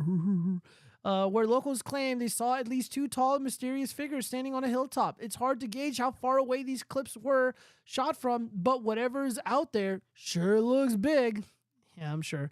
The so-called aliens here in the videos seem to be surveying the land below from up on the hill, moving around, gesturing, and seemingly walking through the landscape. Yeah, so if they're aliens, as the article would suggest or have you believe, why would they be standing around very visible to like the peasants in that village when they can just fly around on a ship undetected? Like, that doesn't make a lot of sense. Anyways, it's pretty crazy. The woman who took the video says it's pretty much impossible for humans to reach that part of the hill where the creatures are. And she says the beings are way bigger than people. At one point, you start to see them on the move, walking around. Doubt. The sightings comes only days after an incident in Miami. Wow, what a coincidence. Shadow aliens in Miami, tall 10-inch Chad aliens with giant dicks the very next day. Where conspiracy theorists claim video shows a tall gray creature walking through an outdoor mall in the middle of a massive police response. Okay, so we already went through all that. Let's see, are there other videos? Nope. That's basically it. Yeah, hella fake. Fake, and you know what? I don't know. What do you guys think? You guys think this is real? Alienussy? I know, dude. Where's our aliens? Where are our thin, frail, delicate alienussies? Let's see. Women get dogs to bone them. 10-foot tall alien chads. That's gonna be able to lay pipe. Alienussy, alienetti. I could do that with a bamboo and rice paper. Maybe not in the mall. Yeah, probably. All right. Well, yeah, the alien hysteria. They got to drop these articles every like once every other month, to just duplicate the morons and get them talking about shit other than the economy and the invasion of the southern border, the violation of our human rights, and World War III, catastrophic genocidal actions by the Ukrainian government. How about the murder of Gonzalo Lira in Ukraine? Rest in peace, Coach Red Pill. All right, so we got to get into some human stories. This happened in 2015. I don't even know if I should go over this, but again, we talk about men's rights stuff here on this channel, and I thought it would be relevant to go over this. And I'm pro bodily autonomy for what it's worth, and I believe that mutilating the genitals of children should be a crime against humanity. You should be put in jail for life. So yeah, what's going on here? Florida mom released from jail after circumcision dispute. A Florida mother is out of jail after spending more than a week behind bars during an ongoing dispute over circumcising her son. Heather, I'm not going to say her last name, 31, posted bond and was released Saturday night, authorities said. Heather had been taken into custody May 14th after she went missing for several months with her 4-year-old son. So that's probably the main point of contention. She probably should have appealed it and tried to avoid the child getting circumcised, allegedly to avoid a court order to circumcise him. According to court records, she was taken to jail on charges including interference with custody, according to the Palm Beach County Sheriff's Office. So yeah, on Friday, she signed paperwork to allow the procedure. Attorney Ira Marcus, who represents the boy's father, Dennis Nebus, told ABC News. Doing so released Heather from the civil pickup order, but not interference with child custody or criminal charge. So she remained in jail until Saturday night. Yeah, dude, this is happening, man. You know, the women's like, my body, my choice. Well, what about the boy's choice? So we got this woman who was trying to protect her kid, and the man in this instance was the bastard. He was the evildoer. He was going along with the schemes of the internationalists to mutilate the genitals of this child, so they can use the remains for I don't know, anti-aging cream or something. Just something to keep an eye on, you guys. This is why I impress upon both men and women to always choose your partners carefully. So if you're a woman and you want kids, all right, you got to make sure the man wants kids. 2, if you're against genital mutilation, you better hope that boy or that man that you're with is not down with that shit. You guys got to be on the same page. Now, if you're a man and you want kids, you got to make sure that the woman does too. And she's not going to terminate the life of your kid. You gotta know. It's like, is this person gonna be pro-choice or are they gonna be pro-life? All of this stuff is relevant, and if you're not careful, you'll end up in jail like this woman. Go ask a good chatbot how to do it, and I'll give you the instructions on how to trick everyone and get it on the news. Oh, dude, man, I wouldn't know how to do it. I just don't want to. I don't want to cause that kind of hysteria. I don't want to be responsible for distracting people from meaningful things with like fake alien stories. If I can make a lot of money off of it, maybe I would. Yeah, not circumcision for fuck's sake. Yeah, dude, this is horrible. It's horrible, dude. Yeah, I'm just. This is disgusting. This upsets me. I gotta follow up on this story eventually. See what happened with the kid. I mean, just because you agreed to it doesn't mean like it really went through with it. I mean, I don't know. Yeah, the dad is a bastard though. Poor baby. Never had a chance. Why airplane crashes are now safer than ever. So right now, the government is conditioning. The regime is conditioning people. Let's see. That lady looks like a fucking gray. Yeah, I know. Hey, dude, maybe she looks horrified. You know, she's been in jail. She's probably crying her eyes out. You know, so she's got the dark, butthole eyes or whatever. Yeah. So we got Boeing. Boeing has been in the news a lot lately with the door flying off, and then of course all the diversity hires. They're just rushing to start flying airplanes and shit. So the regime is preparing us for the inevitable plane crashes, which what's his name, Owen Benjamin, suggested that the decline of society is going to be witnessed firsthand by everybody as soon as the plane starts falling out of the sky. The collision between a pair of airplanes on a runway at Japan's Haneda International Airport last week has been hailed as nothing short of a miracle. The crash between Japan Airlines JAL Flight 516 and a Japanese Coast Guard aircraft, the subsequent explosion captured the world's attention as it shared across social media. Not exactly what I wanted to read, but I mean, this is a recent example. I mean, I would have liked to see the example of those military women, those women in the military who are flying that giant cargo military plane. And before it even got to really take off, it just plopped right into the water because those women are incredibly stupid. It's like, yeah, do we get scared when women are behind the wheel? Wait till they're behind the wheel of a Boeing 737 MAX. Jesus. So yeah, they're preparing us, guys, because dudes who look like this, they're being replaced. They're being replaced by the woke diversity nonsense. But anyways, yeah, just know that the crashes are now safer than ever. So when you see planes crash, it's really, really safe and there's nothing to worry about. Moving on. Women will suffer diarrhea forever after Ozempic caused horror bowel injury and weight loss drug made another vomit until her teeth fell out. Claimed dozens of lawsuits saying maker failed to warn of its dangers. Dude, people would rather consume pharmaceutical products and take these shortcuts instead of like just not eating McDonald's. Instead of just like, they can like wake up early and go to the gym and eat healthy, eat fruits and vegetables. It's a tall order, apparently, for girls like this. And they would rather just inject themselves or consume this product. This is disgusting. These women, they disgust me. A woman who will suffer diarrhea for the rest of her life after using Ozempic is among dozens of patients who are suing the maker of the blockbuster weight loss drug over claims it left them with crippling stomach paralysis. A dailymail.com investigation reveals. That sounds like a nightmare. Novo Nordisk, the maker of Ozempic and Wegovy, is facing lawsuits from the patients across America who say they experience extreme side effects, which they were allegedly not warned about. Thousands more patients have also come forward to claim they suffered adverse reactions to the drugs, and attorneys say many more can join the growing legal campaign. If you guys have experience with Ozempic, leave it in the chat. I want to know what I've never heard of this drug until recently, but apparently everybody is on this shit now. Most of the patients claim they suffer from gastroparesis, which is the medical name for paralysis of the stomach. The condition, which can be life-threatening, causes a buildup of food in the gut, and symptoms include nausea, vomiting, and severe pain.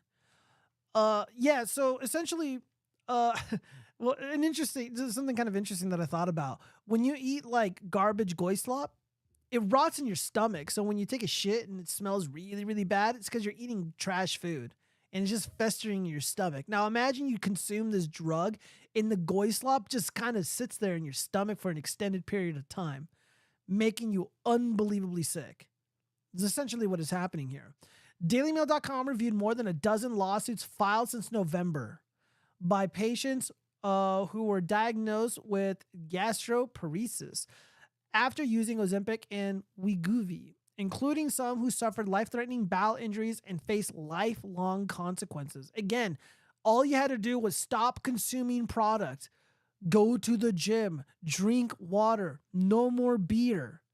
Like, this isn't hard. This isn't rocket science, you guys. In all of the lawsuits, Novo Nordisk is accused of failing to properly warn about the risk of gastroparesis on the drug's packaging.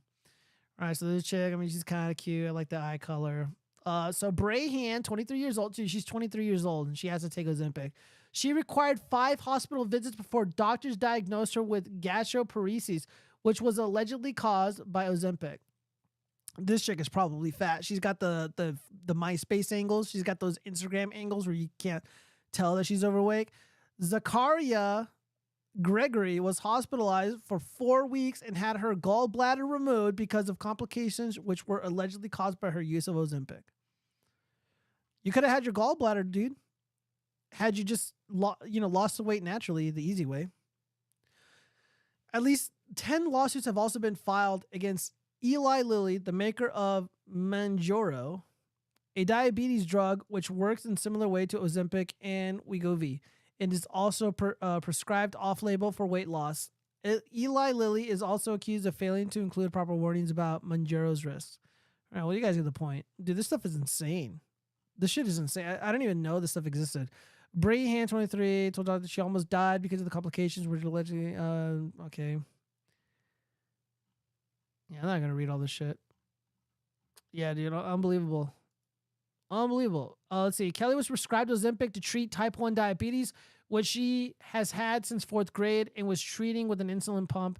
She said her endocrinologist encouraged her to take Ozempic through an off-label prescription, even though its FDA approval is for treatment of type 2 diabetes. Oof. Well. Let me read some of these chats. Let's see. Hey, thanks for that. Butthole Eyes, going to use that a lot. You like the Butthole Eyes? Rookie, the first time I saw Butthole Eyes was watching Matt Christensen in the Matt and Blonde show. And for whatever reason, I can't unsee it anymore. Someone mentioned that Matt Christensen has butthole eyes, and his eyes just get little buttholes or whatever. And you know who else has them? Like really, really fucking bad? Louis Rossman, the tech nerd guy, the computer repair nerd. He's got like legit dark raccoon butthole eyes. I don't understand why. I can't unsee it. But yeah, I'm glad you like that one. Let's see. Oldest question of time. When will women stop eating? That's not the oldest question of time, man. That's just the women and I guess some men unable to stop eating. This is a recent phenomenon. The consumption of goy slop. I think it's addiction at this point now. This is a medical crisis. I just had a bacon salad with extra Dijon ranch and lots of cheddar. Oh, God, Rookie. What have you done? Poison the weight drugs, poison the wine, poison the cat food. Let's go greenskins. Disavow. Why is she suing? Big Pharma are great. People like her told me so. I know. Yeah, I know, right, Friedrich Marx? They told us, trust the science, trust the scientists. Fauci's my hero. The doctors can do no wrong. They'll never lie to you. They'll never mislead you. That's what a lot of people conveniently forgot. Liberals, like libtard, like the traditional libtard, way back in the day, was anti-war, anti-pharmaceutical company, anti-banker, and now they're just like, they love the banks. Now they don't rage against the machine. They rage in tandem with the machine. Funny how all that works. Oh, boy, times have changed. All right. So women can't stop eating, would rather destroy themselves. Dude, throwing up until your teeth fall out, that's fucking insane. For those who don't know, vomit is acidic. Like some women who have eating disorders and force themselves to throw up, they end up getting holes in their throat. Very sick stuff, man. Now imagine that happening against your will and you lose your teeth. Fuck, dude. Let's see. Lauren Bober, are we doing 304 stuff? No, we're doing crime. This is crime stuff. Oh, yeah. Lauren Bober incident under active investigation, police say. So she was engaged in domestic violence. She smacked around her husband or ex-husband. An investigation is underway regarding an alleged altercation involving U.S. Representative Lauren Boebert and her ex-husband Jason Boebert. Ew, he spelled Jason like an idiot. At a restaurant in Silt, Colorado, as confirmed by local police on Sunday. Details about the incident that occurred on Saturday remain unclear, but Boebert's campaign issued a statement on Sunday stating, "I didn't punch Jason in the face and no one was arrested. I will be consulting with my lawyer about the false claims he made against me and evaluate all my legal options." Yeah, Lauren Boebert is just way too fucking trashy for my taste now. Again, like, yeah, just because you're like pro-Trump doesn't mean that you're cool. You know, like a lot of these grifters online, you know, like Eric July and, you know, the usual band of retards. Even some of these Congress people like Marjorie Taylor Greene and Lauren Boebert. Again, I gave these women the benefit of the doubt. I defended them in the past. Like, yeah, they're cool, I guess, you know, whatever. But no, this behavior is just way too trashy. You know, you got that public displays of affection where like she's like grabbing some dude's cock in a movie theater. And you got Marjorie Taylor Greene cheating like on all the men she's dating. And I'm over it, guys. I'm over it. You know, they're making me think horrible things. And I try to be an ally to women. And then these fucking dumb bitches are basically proving Friedrich Marx correct. And, you know, they're making me look bad. They're giving them the benefit of the doubt. If you're going to throw up, you have to drink milk first. Then put a mouthful of milk in the... Fuck, dude. I mean, maybe that's right, Friedrich Marx, but the thought of that it's disgusting. All right, we got to talk about some more crime stuff. Yeah, so Lauren Boebert, trashy, trailer park girl, beating up ex-husband. Yeah, story as old as time. All right, this one's actually very, very upsetting. There's been some recent developments regarding this case. Very unfortunate. This is by KOLD 13 News. Border Ranch charged with murder rejects plea offer. First off base for rejecting the plea offer. George Allen has a trial date in late March after an appeals court ruled prosecutors can depose his wife. Unfucking believable. As far as I'm concerned, the wife should not be deposed, and she should not have to bear witness to anything that George Allen Kelly did or didn't do. So this happened in Tucson, Arizona. The Arizona rancher charged with murder for the shooting death of a border crosser on his so an illegal alien on his property has a new trial date. George Allen Kelly rejected a plea agreement, and the trial will now resume after a court of appeals ruled that prosecutors can make his wife testify against him. I don't know how they're going to get her to do that. That's fucking insane. Guys, this is crazy. That should literally not legally happen. George Kelly was shot at. He was shot at by illegal aliens. I think they were members of the cartel. George Kelly will likely have a 3-week murder trial at the Santa Cruz County Superior Court starting in late March after allowing a plea offer to expire. Yes, I'm here, said George Kelly, who attended his status hearing remotely as he responded to the honorable I don't know about honorable. Thomas Fink of the Santa Cruz County Superior Court. Well, very well. Thank you. It's good to have you with us, Judge Fink responded. The 75-year-old rancher learned his new trial date, which will be March 21st. Kelly is charged with second-degree murder and aggravated assault for the shooting death on his property of Gabriel Butimia from Nogales, Sonora, last January. Just so you know, I wanted a date that's far enough in advance of when the mandate came back from the Court of Appeals, which I think is in mid-December, but to provide the party sufficient time to prepare for trial, Judge Fink said. The trial was set for September 23rd, or September of 2023, but prosecutors asked an appeals court to decide if Kelly's text messages can be admitted as evidence and if his wife, Wanda, can be deposed about events after the shooting. I just want to get on the table what remains to be done as far as the parties are concerned from the perspective prior to trial, Judge Fink said. He ruled against accepting those items into evidence, but the appeals court said Judge Fink must reconsider the text messages and that he must allow prosecutors to depose Wanda Kelly. Fucking evil bastards. Fuck that appeals court. Obviously, the court has to rule on what the Court of Appeals dealt with, which is to order an additional period of time for deposition of Ms. Kelly, Mr. Kelly's wife, and also we have to have additional hearing on the 404B issues regarding the text messages. Oh, Jesus. All this procedural. Yet, nothing in this article is talking about this honorable rancher being shot at. They trespassed onto his lawn, on his property. and they were shooting at him, and he rightfully defended himself. He defended the people in his home. Guys, this is America, and he rejected the plea offer. Obviously, the rancher has a really good case. I will be following this very, very closely. This is like the boomer version of Kyle Rittenhouse, but less dramatic, and there's no video apparently.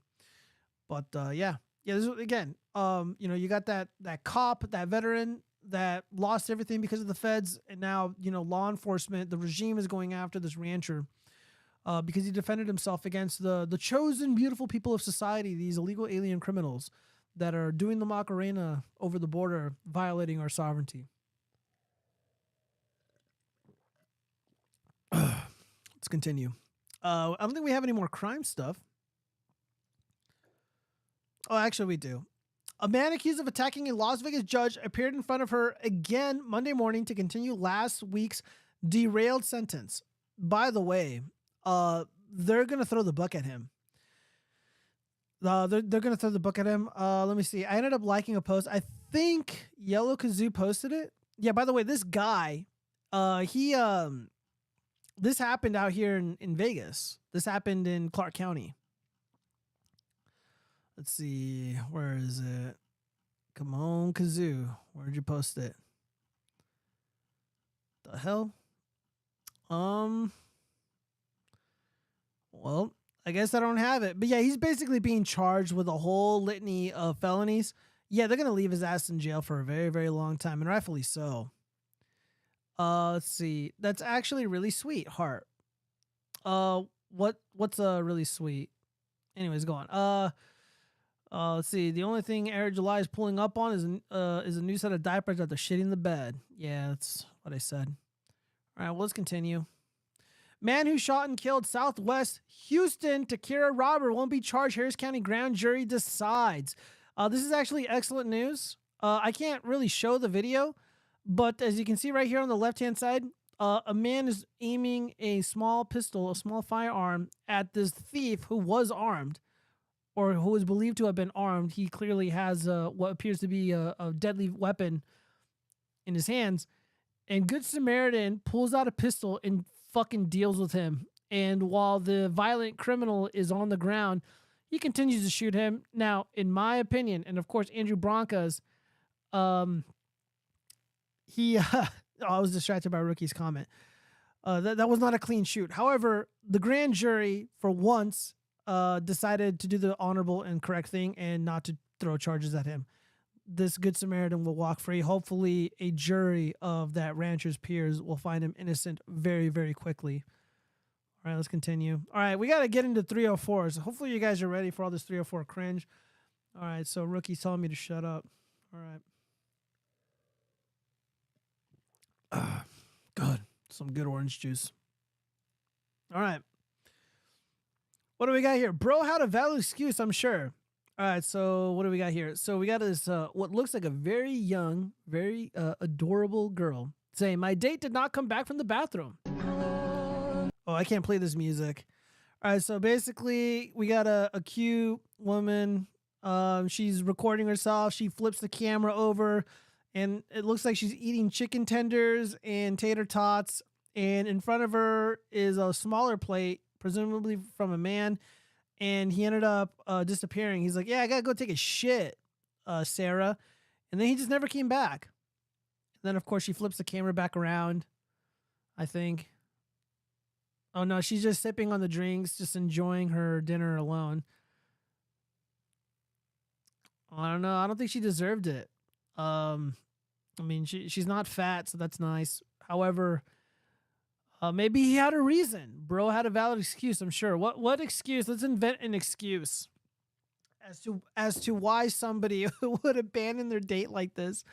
I mean, there've been times where I wanted to do something like this, but I didn't have it in me to just like abandon the tab, because I don't want to get banned from like a restaurant. I'd rather, I don't know. I could always just call them up and be like, hey, I bought all this food at this table and I didn't pay. Can I just pay it now? Because I just wanted to get away from the fucking woman I was with. Let me see if we got backstory in the comment section. No, we don't. No, we do not. Just a slew of these silly videos. Yeah, dude, this is my ideal day. Oh, I can't play that. A man romantically dancing in the water with a green skin with a little alligator. All right, let's continue. All right, so this is the reverse. This is the reverse. So now it's the perspective of a man, and I want to get everybody's perspective. It's who should pay for the date. Now, I'm a little torn. She had to split the bill. All right, so the caption reads: Tinder date was mad that she had to split the bill. So the guy, the man in the date, is deceptively recording. I'm just gonna assume that this is real. What'd you say? Why are we splitting the bill? Well, I mean, it's our first date, so I thought we should maybe go half. I can't believe you made us split the bill. So now they're in the car. They're driving, I guess, home, or they're driving wherever, and he's still deceptively recording somehow. I don't know how you get away with recording without like the other person noticing, but whatever. I mean, you ordered an appetizer that I didn't even touch. Why do you think that I should Okay, pay but for it? you asked me out. I know, but you ordered something You that I did. asked me out. All right, I'll just take you home and. All right, see ya. Hello? Hello? See ya. Bye. Tinder date was not. Yeah, dude. I'm gonna be honest with you guys. The guy kind of looks like a bitch. He kind of sounds like a bitch. And let's read some of the comments first before I respond. Men, as men, if you ask a girl out, bring enough money to pay for the dinner. Whether you end up hitting it off or not is irrelevant. I'm gonna disagree with that. If you ask someone out to dinner, then the insinuation is you are paying for it. He should have stated before the date that he wants to split. She may have chosen a different place. You don't need to pay for her, but other guys will. Up to you. Bro, only asked her out to make this video. No way in hell a regular guy does that. Yeah, I agree.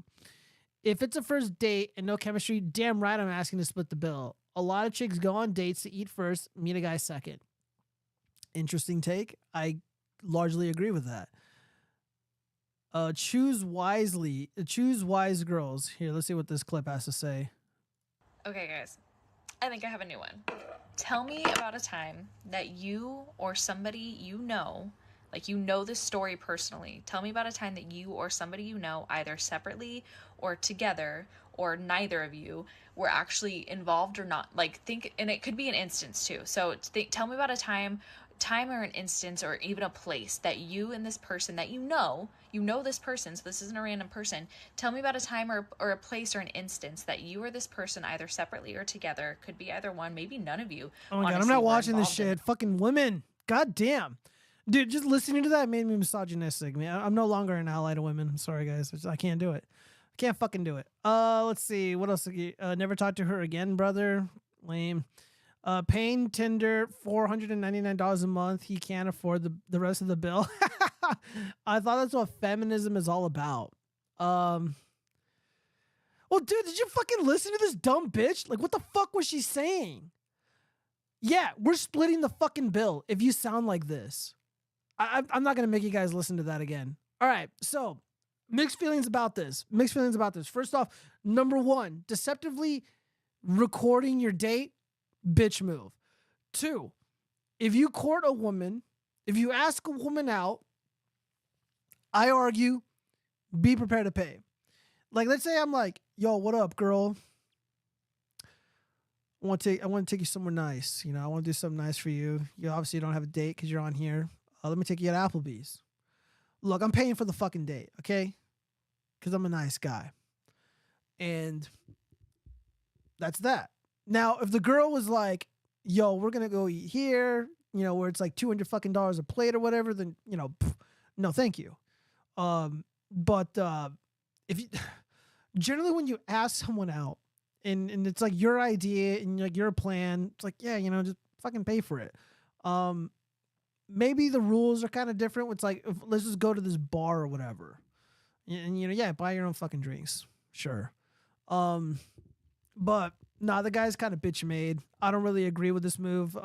Just deceptively recording someone is pretty lame, especially when it's like something that you wanted to do, and then of course he just sounds like a pussy. It's like, okay, bye. I don't know why you're mad. Like just like, bro, like this sounds like Jeremy from The Quartering if he was skinny, like it just sounds like such a pussy.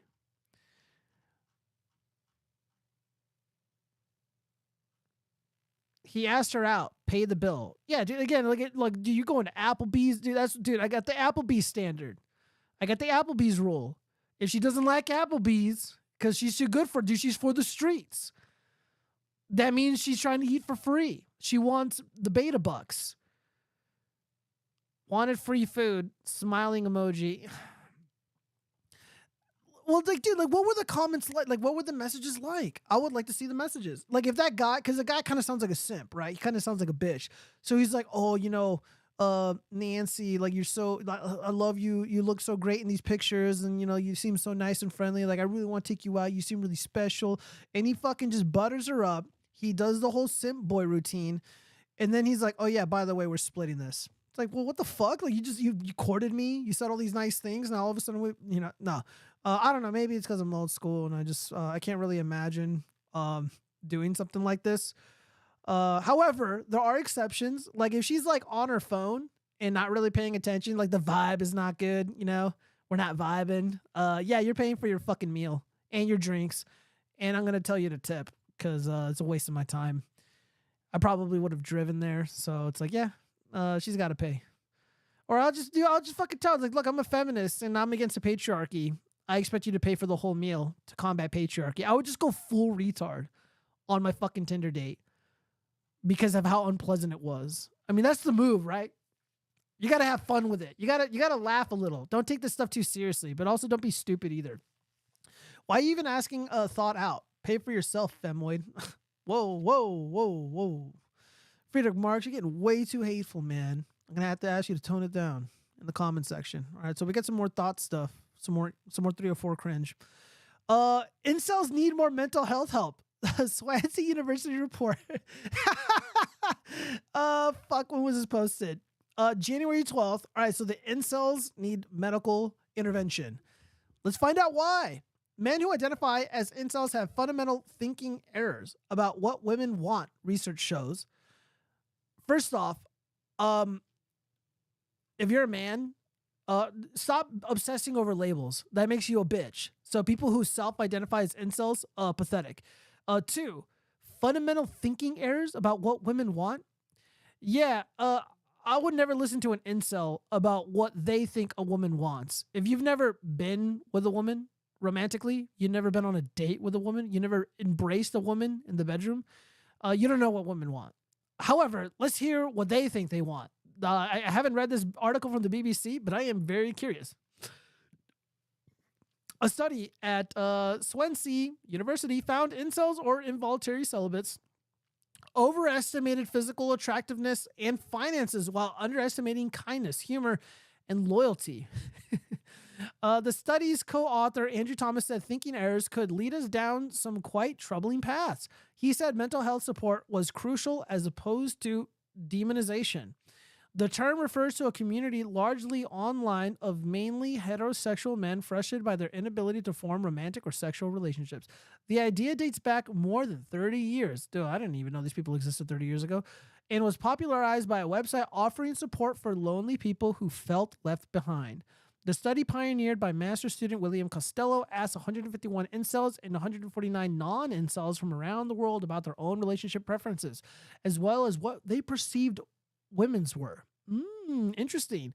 And found thinking errors, which led to an increasing likelihood of aligning with problematic ideologies, and that incels make fundamental errors about what females look for in a partner. The authors also claim the study showed incels were younger, more ethnically diverse. Woo! Okay, so dude, check this out. So the myth that these incels are like white, little dick white dudes is not true. They were ethnically diverse and more politically left-leaning than previously reported. Ooh. Dude, you know what I like to say? Confession through projection. Now, I don't talk about this incel shit. I don't really care about this stuff. It's not my world. But I'm sympathetic because I don't like bullies. So when I see these far leftist douchebags like Vosh and Destiny, whatever, talking about incels, like I want to put on some gloves and I want to defend the little guys.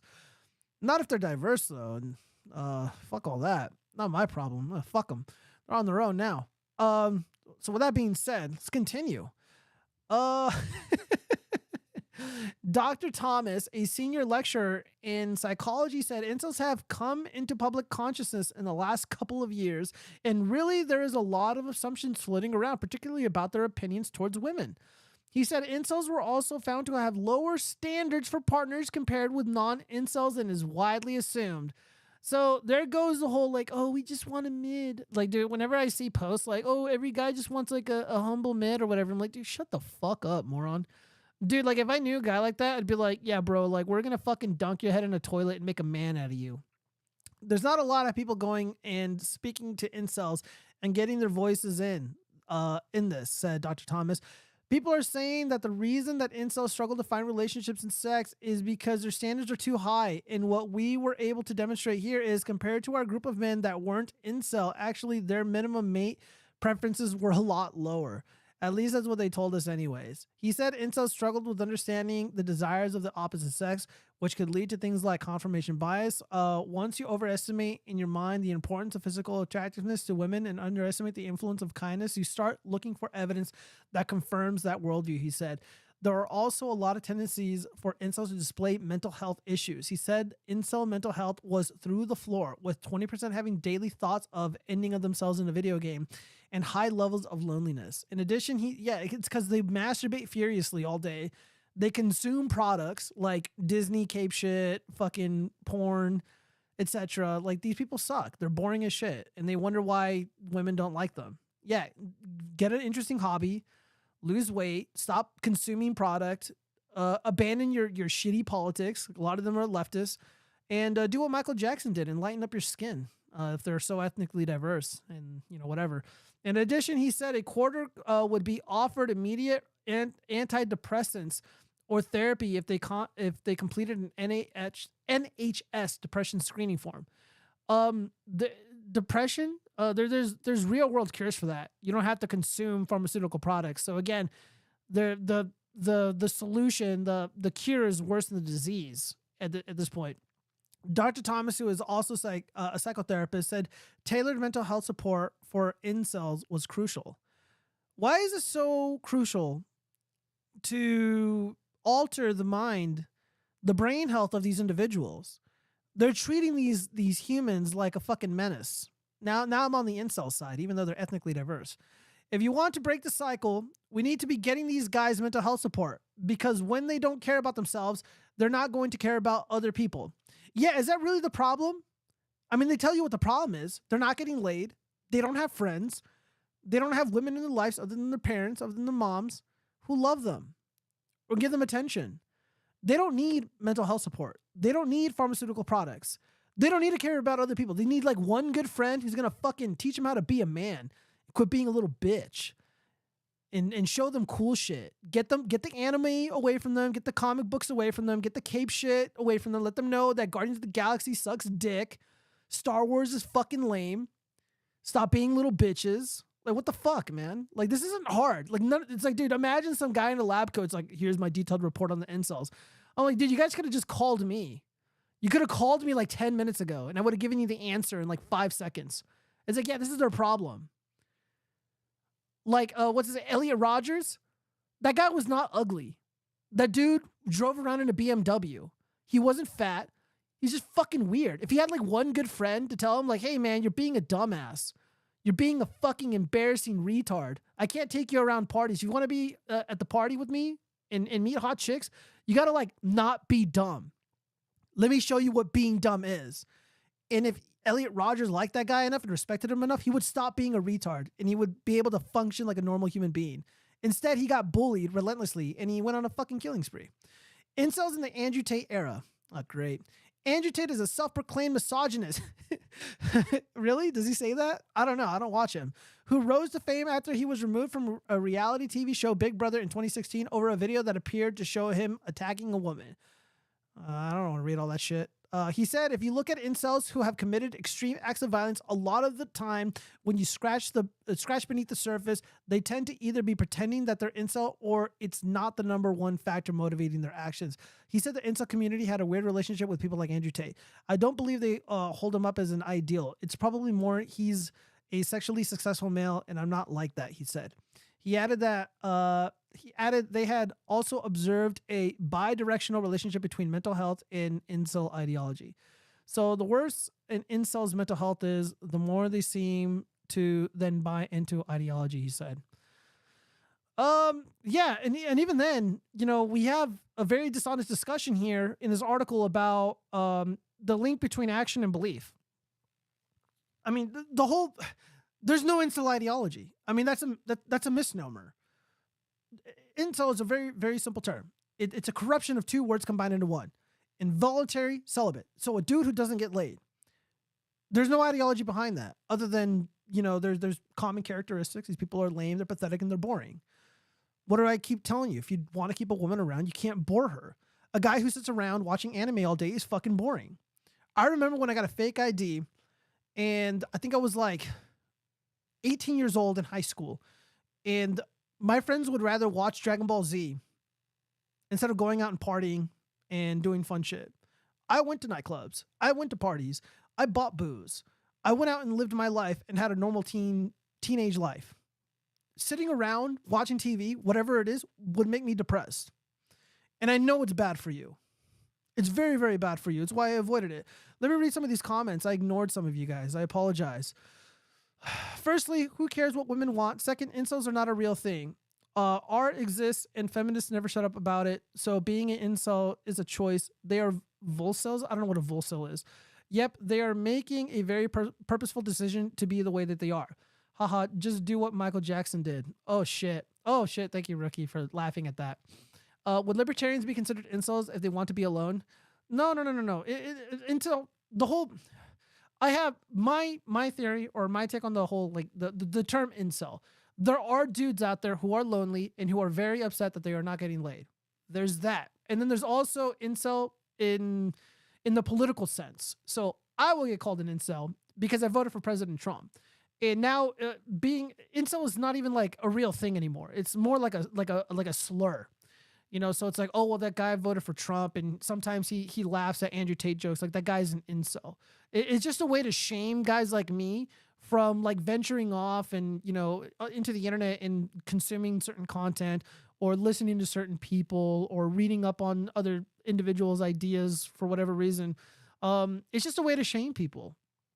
It really is. I mean, it's not really a thing anymore. It's like, yeah, dude, there have been plenty of people all throughout human history who just never get laid. And now it's just like, if you don't get laid, it's a political thing. It's because you like Trump. It's because you own guns. It's because you don't think children should be reading porn in school. That makes you an incel or something. Now everyone's an incel if you're not a fucking communist. It's bullshit. And they use sex to shame people. They'll use it to shame you into buying a phone. If you buy an iPhone, the internationalists would say, the Democrats would say, the marketers would say, if you buy the iPhone, you're going to get laid. If you buy Netflix, if you subscribe to Netflix's streaming service, you're going to get laid. That's why the whole Netflix and chill shit, dude, that's all marketing, bro. The internationalists made that up. I mean, does that sound realistic to you? If you buy a streaming service, you're going to engage in sexual activity. Sounds like bullshit to me. I already read that. Volcel is a voluntary celibate because all celibacy outside of being crippled is voluntary. The crippled retard on the corner has a prostitute his mommy pays every month. Yeah, probably. Okay, yeah, voluntary. Yeah, in many cases it is. Yeah, I mean, again, like, there's plenty of nerds out there who just, like, they choose to live that life. And when people tell them, you know, like I've told people, it's like, stop watching Star Wars. Like, who gives a fuck about any of this shit? They're like, oh God, Star Wars has a woman in it. It should be a man because I'm gay. Like, who cares? Like, fuck, man. Like, dude, no wonder chicks don't want to fuck you. Not probably. Her name is Tracy. Oh, boy. Look, I don't know what you're talking about, Rookie. You're talking about prostitutes and Tracy. I don't know. You're scaring me, okay? All right. So, yeah, that's I saw this article. I thought it'd be interesting. There's some fake news in there. There's a little bit of truth in there. And, you know, there's some interesting stuff in here, man. But also, like, this hyper focus on young men, particularly minorities, for whatever, again, they're ethnically diverse. This hyper focus on these dudes who aren't getting laid. Why is that such a problem? I mean, whatever, man. If they're genetic losers, they're genetic losers. Who fucking cares? But they want to change that. They want to change their well-being, their mindset. Oh boy. All right, here we go. I wanted to talk about this. Kite and Chaz posted this. I'm so glad I didn't fall for it. Okay, so apparently it was a skit. This is a scripted video by It's Gone Viral, who regularly upload hidden camera content. They have a disclaimer at the end of the videos saying that they are reconstructions of actual events using actors. Okay, so apparently this is an actual event, or this is based off of an actual event, but we're gonna pretend. But this video is fake, but we're gonna pretend it's real, you guys. Everyone who doesn't hit the like button is a thumbs up incel. All right, yeah, guys, don't be an incel. Hit the like button. Please subscribe and support this channel and keep me independent. All right, let's go ahead and watch this clip really quick. So it's not real. It's a recreation, but it's a recreation of a real event. Got to put that disclaimer. I ain't trying to put fake news up on the watch frogs. I mean, that's the whole point of the watch frogs. We're always watching, and we're too sly to fall for fake scams like the moon landing or aliens in Brazil. Can I get another drink? Yeah, sure. I'll just say again. You'll pay for it. All right, so here's the setup. I guess a bartender Chad is serving drinks to women who are trying to court him. Are you not going to buy him a drink? Come on. I know you've been looking at me all night. No, I'll pay for it myself. What are you going to buy him a drink? She's literally like so hot. And I'm working on it. She was 10. I'm working on it. Don't be boring. Look, I get it. Come on, you work in a bar. Can you shove in a... Yeah, so yeah, just a word of advice, you guys. You know, you go out there in the real world, as a guy or a girl. Well, girls can kind of get away with it because there's not really a stigma. But as a dude, let's say I go to like a Denny's or something, and there's a cute girl working there. I'm not gonna hit on her. It's just a sleazy, trashy, ghetto thing to do. It's not really fair to the girl because it's a captive audience, right? She can't really go anywhere. I mean, yeah, maybe if I'm like really creepy, then I'll get bounced out or whatever. But it's just not a right thing to do. I mean, if I get hit on by like a girl who works like at one of these bars or whatever, great. That's a good night. But generally, you got to leave the wait staff alone. You got to leave just the staff in general alone. Let them work. Let them be in peace. So the women are trying to get this guy's number. They're saying how cute and attractive that they are. And then it takes a dark turn. No, well, I've got a girlfriend, unfortunately, so... I'll have your number then. Can't. Why? I've got a girlfriend, innit? She's not going to be happy with it, man. She's got a door in as well then. You have to keep paying for drinks. All right, so the women engage in shaming. They're calling him boring. And, You've never paid anyone to drink both, yeah? no. Are you gay? No. I bet he is! You're gay. All right, so now they're accusing him of being a rainbow man. It's fine. All right, well, Kai and Chess fell for it. I didn't respond to this thing yet until now. I wanted to wait to respond with you guys, but apparently it's fake. I've been in one situation like this when I was in high school. There was this girl in my geometry class, and I mean, she was cool. I would say we were friends, but she wanted to go out with me, and I wasn't really like. I didn't really want to date, you know, because I had a lot of sadness in my heart at the time, you know, because like my dad stepped out or whatever, and I just wasn't the happiest boy. I mean, I had friends and I went out, but like I just didn't want like a girlfriend. I don't think I was ready for such a thing. And she did call me a rainbow man. Very offensive. I mean, we're still friends to this day. But yeah, dude, chicks who, if a chick gets tilted by you, dude, she'll talk shit. Her and her friends will just talk shit about you. So while this story is a skit, this stuff does happen. It's happened to me. Let's see. One time, someone told Jay I'd give her a ride, and then I freaked out and said she could not put her butt in my car, and she cried. Didn't want her to cry, but she still can't put her butt in my car. Okay, rookie. Dang, I was gonna hit on the cashier at my local Hispanic bakery shop and ask her out. You mix a bakery with Hispanic people and some Hispanic products like flan, rice pudding, empanadas, etc. Well, look, dude, look. Rules can be broken. If that cashier, like you get vibes from her, maybe you can make it work. Maybe it's not so bad. And also, stores are very, very big. You know, they don't have to go to you. You have to go to them. Restaurants and bars are really different. They have to go to you. They have to serve you. It's a completely different dynamic. Like, there's this really, really cute cashier at this craft store that I've been going to for my puppet making materials. And I remember, like, the first time I saw her, she was super, super fucking cute. She helped me. I ordered, like, a bunch of materials, and she helped me, like, get everything. And then I took it to my car, and I left. And then I returned, like, not even a week ago, and she remembered me, and she was just super friendly, like, overly friendly, like a very, man, I hope I'm not reading this wrong, because then it looks bad, like a flirtatious way she kind of remembered me. And I had to go back for one more thing for Vito's puppet. And I don't know, I might just be like, hey, you want to go get some wine? You know, just be cool about it. I'll be cool. And I don't know, I've been thinking about her a lot. Not like in a weird, creepy way, you know, but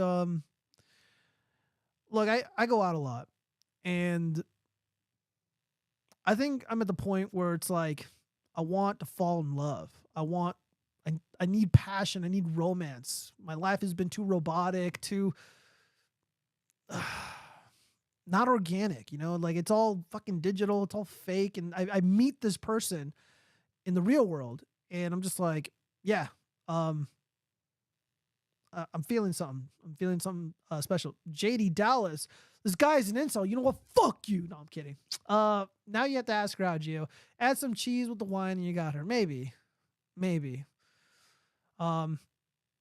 You do, like, it's so weird. Like, I go to this craft store, and like, dude, there's cute chicks there. Like, you know how we had that video where like women are going into Home Depot to meet men. I feel like men need to start going into these craft stores to meet chicks. JD Dallas, dude, I know you're joking, bro. I'm not mad. Dude, trust me. People have said horrible things to me on the internet. My life's been threatened. I think someone showed up to my house once. You know, dude, it's, again, I don't hide from people. You know, I'm an open book. Talk about some horrid shit about my life, about, you know, politics or whatever. And, you know, it just comes with the territory, man. As long as I come up here and I'm honest with myself, I'm honest with you guys. And I stick to the mission, which is like helping people, entertaining people, and creating genuine art. I think I can't get mad. I can't get mad. Joey always has that cheese about him. I know, right? Yeah. Look, dude, look, if I need to be fucking raw shit, I can be. But to certain women, like, sorry guys, dude, some women are just, they change you. And I don't, like, look, I see the angry incels, I see the black pillars, and even some of the guys who like consume the manosphere stuff. Like, I just don't want to be perpetually angry. And I'm not angry all the time, but I can see how that content makes you angry. And especially like if you've been like really fucked over, like, I understand why people are angry. Like, I really, really do. And I always maintain this. People on the red pill, people who consume the red pill, people in the manosphere, the men's rights activists, like, I do believe 100% that they have the better arguments.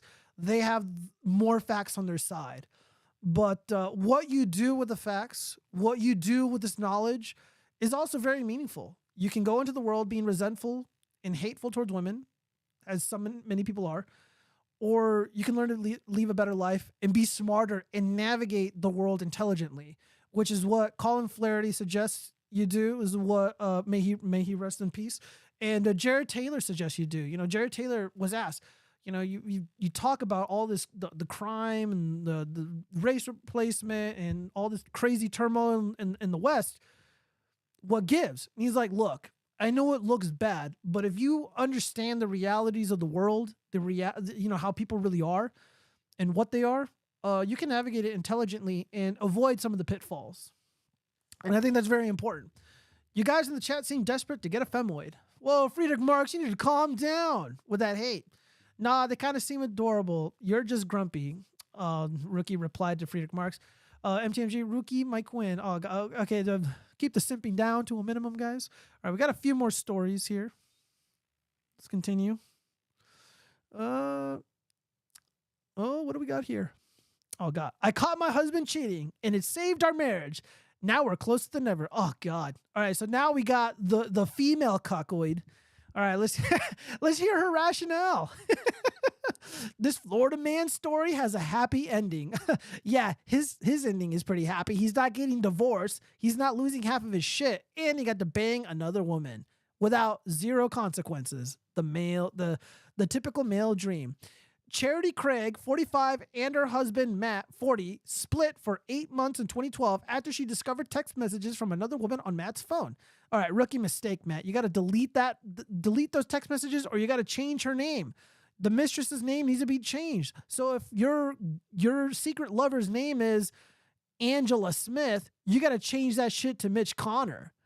And then when the wifey asks, like, who the fuck is Mitch Connor? And you're sending him your dick. It's like, well, look, Mitch was talking shit, saying my dick was small. I just had to prove him wrong. And, that's how you avoid being caught. Anyways, Matt left the family home to pursue a relationship with his mistress. But Charity and Matt eventually decided to give their relationship another go after therapy. And now the Orlando couple are crowing that they are thriving. At the time, my husband's affair felt like the end of the world. It usually is. But it turned out to be the best thing for us as we've come back so much stronger. Charity, a jewelry company founder. The pair got together in their teens, married in their 20s, but in 2012, with 4 kids under the age of 6, they had reached rock bottom. Charity had grown suspicious of her husband's behavior by July 2012, especially as he stayed late into the evening working as a music pastor. It's like, yeah, dude, working 80 hours a week as a music pastor? What the fuck? I was working over 60 hours a week in a high-stress position. I spent more time at work than with my family, explained Matt, who is now a chief marketing officer. I was struggling between my family and my dreams of pursuing a musical career. Charity's fears were confirmed when she discovered damning text messages from another woman. I confronted him, and he broke down and told me everything. Charity shared, Matt admitted to having a secret relationship for 2 months. Wow, dude, imagine cheating on this lovely family you've created. Should have seen one of those psychologists from the other fucking article. After the affair came to light, the pair began to plan their divorce. I thought I knew my husband better than anyone else, but he'd been living a double life, and I had no idea, Charity lamented. My whole world was turned upside down, and I didn't know I'd ever recover. Matt moved on with his mistress while Charity went to a counselor. She learned that Matt's affair wasn't the only reason for their marital problems. I started therapy and I realized that I was no longer the woman he'd married, and he wasn't solely to blame for the breakdown of our relationship, Charity recalled. I spent 8 months working on myself, building up my self-confidence, and learning how to deal with my problems in a healthy way, she continued. They rekindled their romance in February 2013 after undergoing couples counseling. Matt also gave Charity all the passwords to his phone and social media. Yeah, so she doesn't trust him. Matt was incredibly sorry for the affair, but I was also sorry for my part in the breakdown of our marriage. It does take two. So, ladies and gentlemen, we are witnessing, probably for the first time in all of history, a woman holding herself accountable. She had to completely start again, but it was worth it. Well, they do look happy. Can't we just be happy for them? I mean, she did get cucked, but it's different when a woman gets cucked. I don't know. Am I wrong, you guys? Now Charity works as a marriage counselor to help other couples struggling with an affair. It's hard work, but so rewarding to help other couples move past betrayal and rebuild their marriage. The mom of 4 declared, "We decided to fight for our family and work through our issues, and I'm so glad we did because now things are better than ever," she added.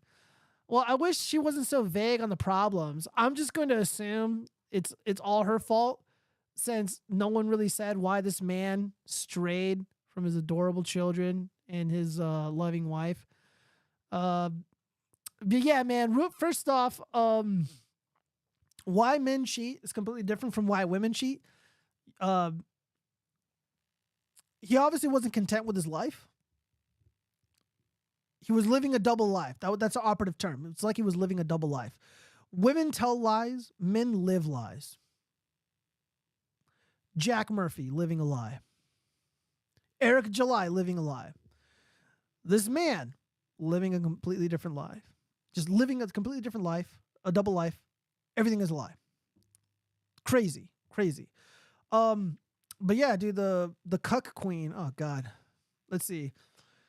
Whew. All right, let me read some of these comments. Nobody, never mind. Gio, if you don't ask her out, I will. AC, no. Maybe I'll meet up with her tomorrow. I'll let you guys know how it goes next Tuesday when I buy more puppet material for Vito's pup. Dude, could you imagine if I find love buying materials to build Vito Giswaldi's puppet, the co-host of The Biggest Problem in the Universe? That would be so fucking funny. It would just reaffirm my belief in God even more. Reaffirm the belief in miracles. Friedrich Marx must hurt the chat that this communist is the only breeder in the chat. Whoa. Also, you would always be grumpy if you had a daughter in the society. Yeah, that is pretty rough, Friedrich Marx. I'll give you that. I would be devastated to have a daughter. We'll get into that. Anything but a daughter. If I had a non-straight boy, then I would hug him every day and tell him at least he isn't a girl. Well, that's one way to be positive about it, AC. As long as your daughter isn't named Charity. Yeah, I know, right? I actually know someone named Charity. She's a lovely woman. She's a businesswoman. She's got a good family, really, really well put together. Not all charities are cucks. All right.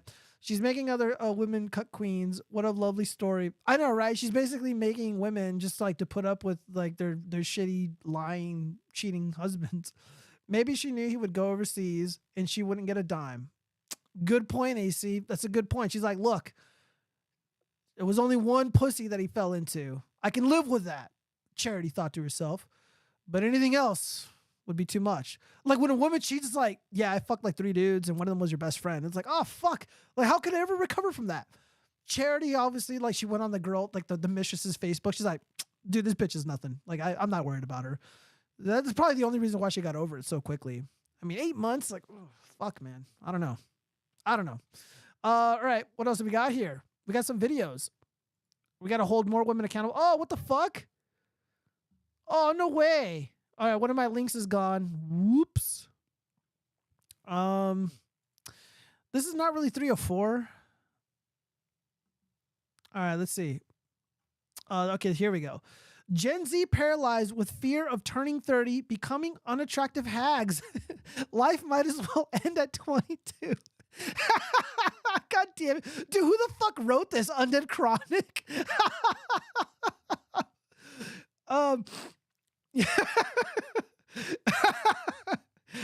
Yeah, dude. Yeah, getting old sucks, man. If you don't like take care of your body posture, your fucking back will hurt, and then you got to do yoga. I know it's Jover. Yeah. Us millennials, when we were like in our early 20s, when we were like 17, 18 years old, that Blink-182 song, No One Likes You When You're 23, people took that literally. I'm not even kidding, because millennials are retarded, except for me, of course. All right, so let's read some of this. Age before beauty? Absolutely not. 30, flirty, and thriving is apparently no longer the holy grail for teens and 20-somethings online.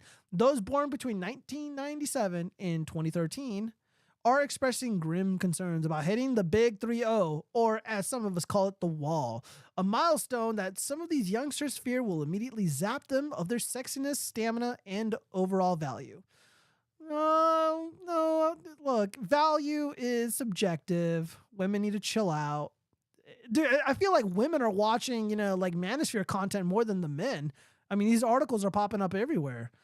In just the past few days, I have seen multiple Gen Zs, the vast majority women, on various platforms, including Reddit and Instagram, express a desire to unalive in their 30s or when they reach 40 because they cannot handle the fact that they will age and become unattractive or become hags.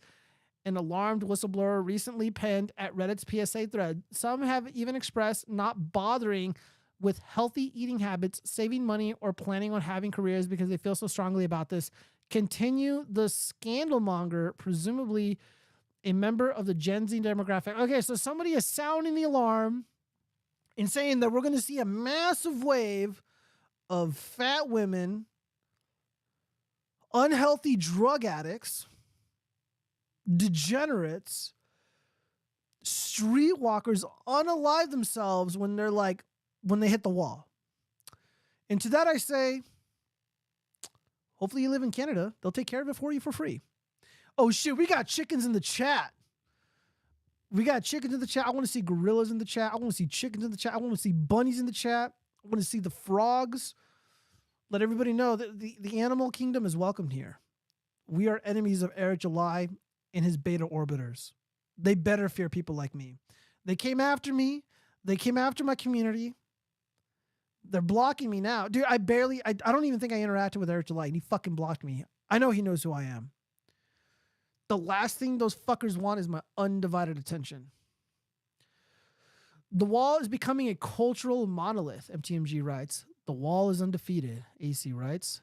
Very upset to see this had to scroll back. Am a big fan of Eric. How bad is it? Wasn't unaware until now. And also chickens in the chat. Yeah, Sam, like, look, I talk a lot of shit about Eric July, but I have zero animus towards his fans. I have zero animus towards the people who watch his content or Nerd or any of those guys. It's not the fans or the people who watch them that I have issue with. These nerds, these grifters, they basically tell you what you want to hear. They sing the song that really, how do I put it? They pull on your heartstrings. Fuck, what I wanted to say just escapes me. It was going to be a little bit more romantic, but it's late, and I work today. They just know how to pull at the heartstrings of these nerds. And when somebody like Eric July, who is a Magic American, and he's got that ghetto swagger, he was a rapper, you know, he was in an emo band, and then he's hanging out with these fucking dorky nerds like Nerdrotic and Jimmy from the Quartering and you know, all the other Yellow Flash, Total Fruitcake. They feel cool. They've never been cool. They never felt cool ever in their life. And they've been duped. Those beta orbiters, they've all been duped. Ethan Van Sciver admitted tonight. Industry professional, worked in Hollywood. His name is literally attached to the Wolverine, the Flash, and some of the biggest IPs out there. He's like, I was tricked by Eric July. And then I started noticing him, really paying attention to who he really is and who he really was. And then he just thought it was funny. None of those guys are who they say they are. It's like that in the nerd community. It's like that in politics, in the right-wing griftosphere. I'm sure it's also like that on the left. Honestly, only thing worse than a nerd is a wannabe nerd grifters. I summon Alpha Core for $2. Wow. Yeah, dude. Alpha Core is $2 fucking in the bargain bin. Even if it's signed by Eric July. All of his garbage is literally worthless. He didn't write the fucking comic book. The person who drew it, they used 3D assets from some webpage. They smeared a filter over it, or they sketched over it, and they're like, boom, there's your comic book. Because there's images in the comic book that make no fucking sense. Like the human characters, one of them had 6 fingers. That was not on purpose, dude. That was an accident. The way when the characters are running, they're in this very weird position, and the way that the horizon is portrayed in the background, you can just tell they're using digital assets. Like, all of this was lazy. Like, Eric July hates his fans. Eric July is also a fucking racist. He doesn't like white people. He's got to stick up his ass about white people. Probably because they surround himself around him and they kiss his ass, and he thinks very little of them.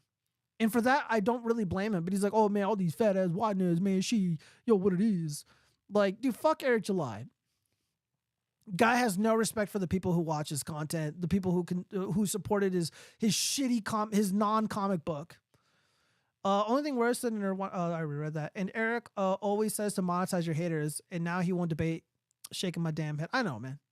Dude, I didn't even know they were going to debate. I'm glad I didn't know that they were going to debate, because had I known, and then he bitched, and then I found out he bitched out, my heart would have been broken, and I just would have hated him even more for getting my hopes up like that. He tried to debate and found out he can't. Oh, yeah, no, he can't. The guy's a fucking idiot.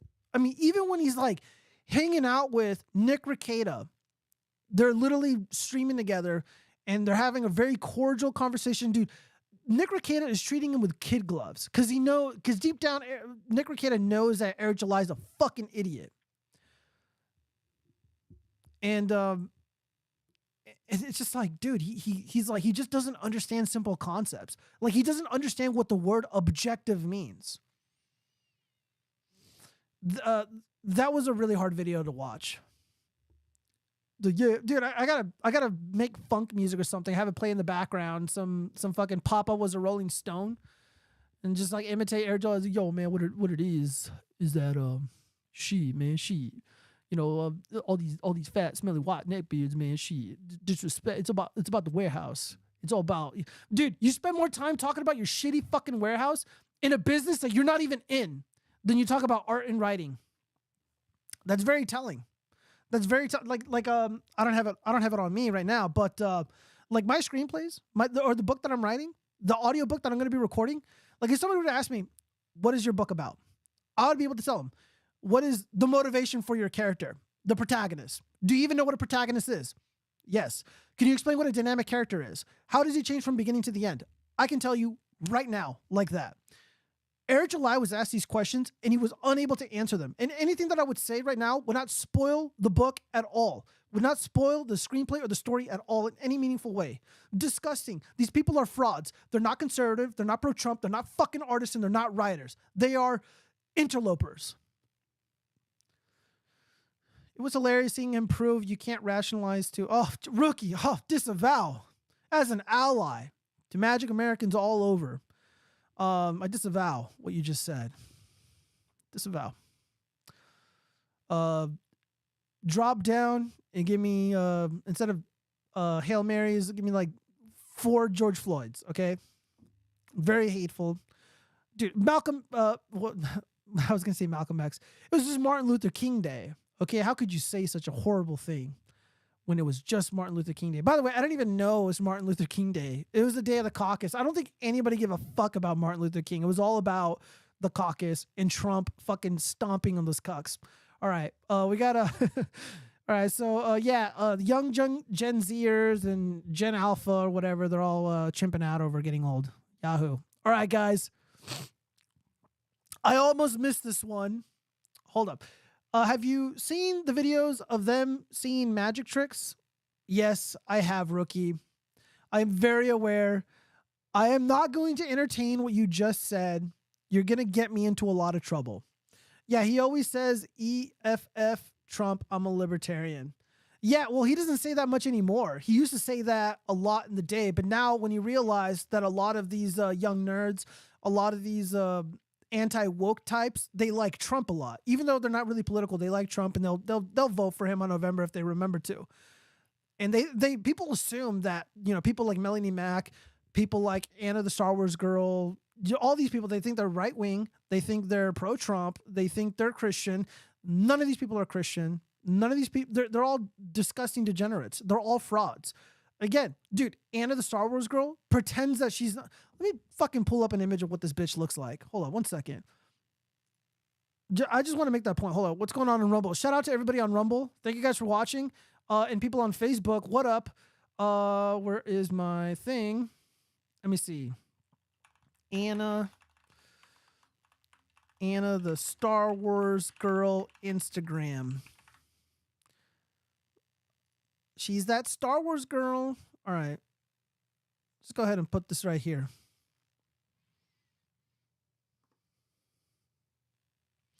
The fuck is my here we go. All right. That Star Wars girl. This is Anna. Anna says she is not white. What do you guys think? I'm not political, you guys. And I'm not white. That's what she says.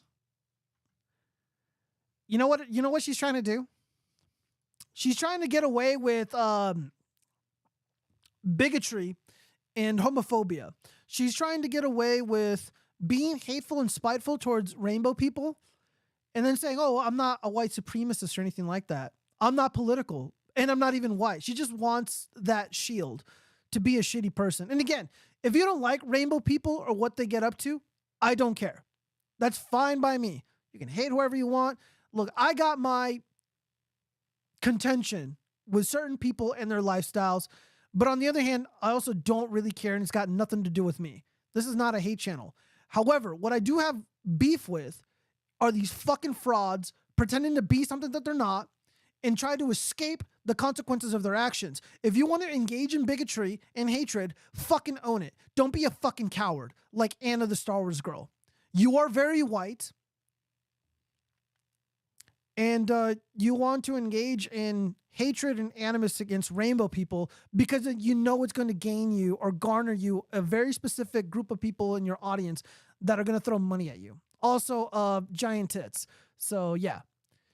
Let's see. She's Polish though, right? I think she's Portugal. She's definitely European of some sort, Southern European.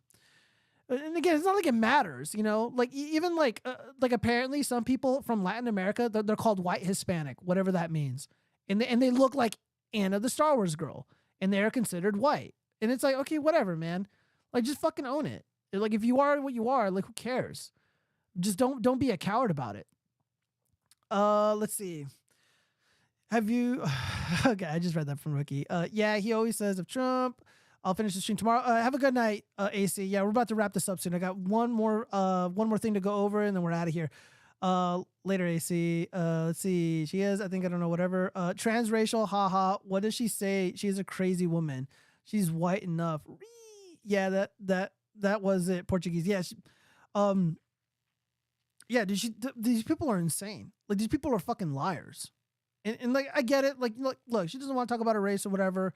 Like, I generally try to avoid those kind of topics because they get people in trouble. But she says these things to protect herself from getting banned for being a bigot. Melanie Mack as well. Yeah, remember, guys. Yeah, she's not white. She claims she's not white. Okay, whatever you say, sweetheart.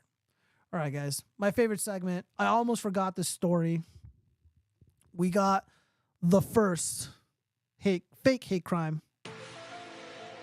of the year. Let's fucking do this. Are you guys ready? The year is 2024. The very first documented fake hate crime in the United States. Yeah. All right. Black family's Mustang allegedly vandalized with racial slur and swastika. By the way, this happened in California. Everyone knows that there's so many spooky Nazis in California. I saw the title of the story, and immediately, within 2 minutes, I was able to identify that this is a fake hate crime, and I'm going to go over why. All right, here we go. All right. A black family living in Los Angeles was horrified to discover their Ford Mustang defaced with a vile racial slur and swastikas over the holidays. Reginald Scott, who has lived in the San Pedro neighborhood for 20 years, told the station KTLA that his sports car was allegedly vandalized sometime between Christmas Day and New Year's Day. Allegedly vandalized. I like that. Even in the title, allegedly vandalized. Yeah, dude, they know what's up. They know this is bullshit. The unidentified alleged hate monger used black spray paint to scrawl the words Merry Christmas N-word in huge letters across the right side of the red Mustang. The swastikas were painted on the car's bumper and his tires were also slashed. I couldn't believe this happened to me in San Pedro, said Scott. The victim suspects that the reported racially charged vandalism may have been in retaliation for parking his Mustang in front of someone's house. Okay. All right. So here's why it's fake. First off, the swastika is wrong. So that already suggests to me that we're not dealing with a genuine racist. This is not a real racist at all. That's a problem. Also, besides the swastika being incorrect, I'm looking at the handwriting. I'm looking at the penmanship of this. Again, a genuine racist who had history, who had experience in, scribbling racist nonsense on objects. Just looking at the spray paint pattern, this is the work of an amateur. This is the work of somebody who hasn't done this before. 2 or 3, I can tell that based off of the penmanship of this graffiti, it was done by a man. This is a man's handwriting. I would also suggest that this is the scrawling of a low IQ male. This guy has a GoFundMe account set up, a GoFundMe campaign to pay for the damages. Now, I famously told you guys I used to do paint professionally for vehicles. This guy right here, this vehicle, this shitty ass old Mustang, this is a mid-size, somewhat compact vehicle. To completely repaint this thing, just paint it, would cost around $4,500.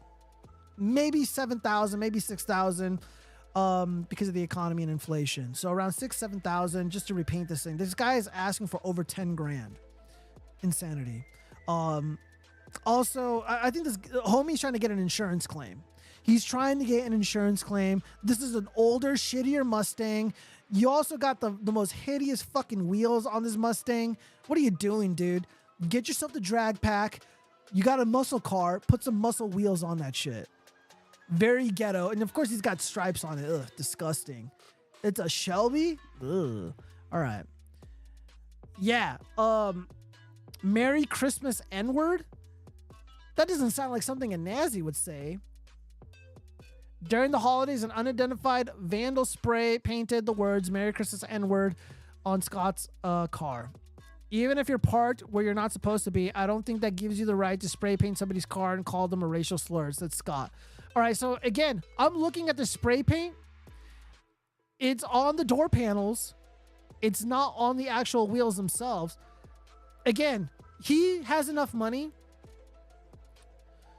to have this car professionally detailed and have that paint professionally removed without damaging or blemishing the already shitty fading paint, because this car is a much older Mustang model. It's an older Shelby, and he slashed the tires. I would probably think that this is a primary vehicle, and they want brand new tires. They want a brand new tire set.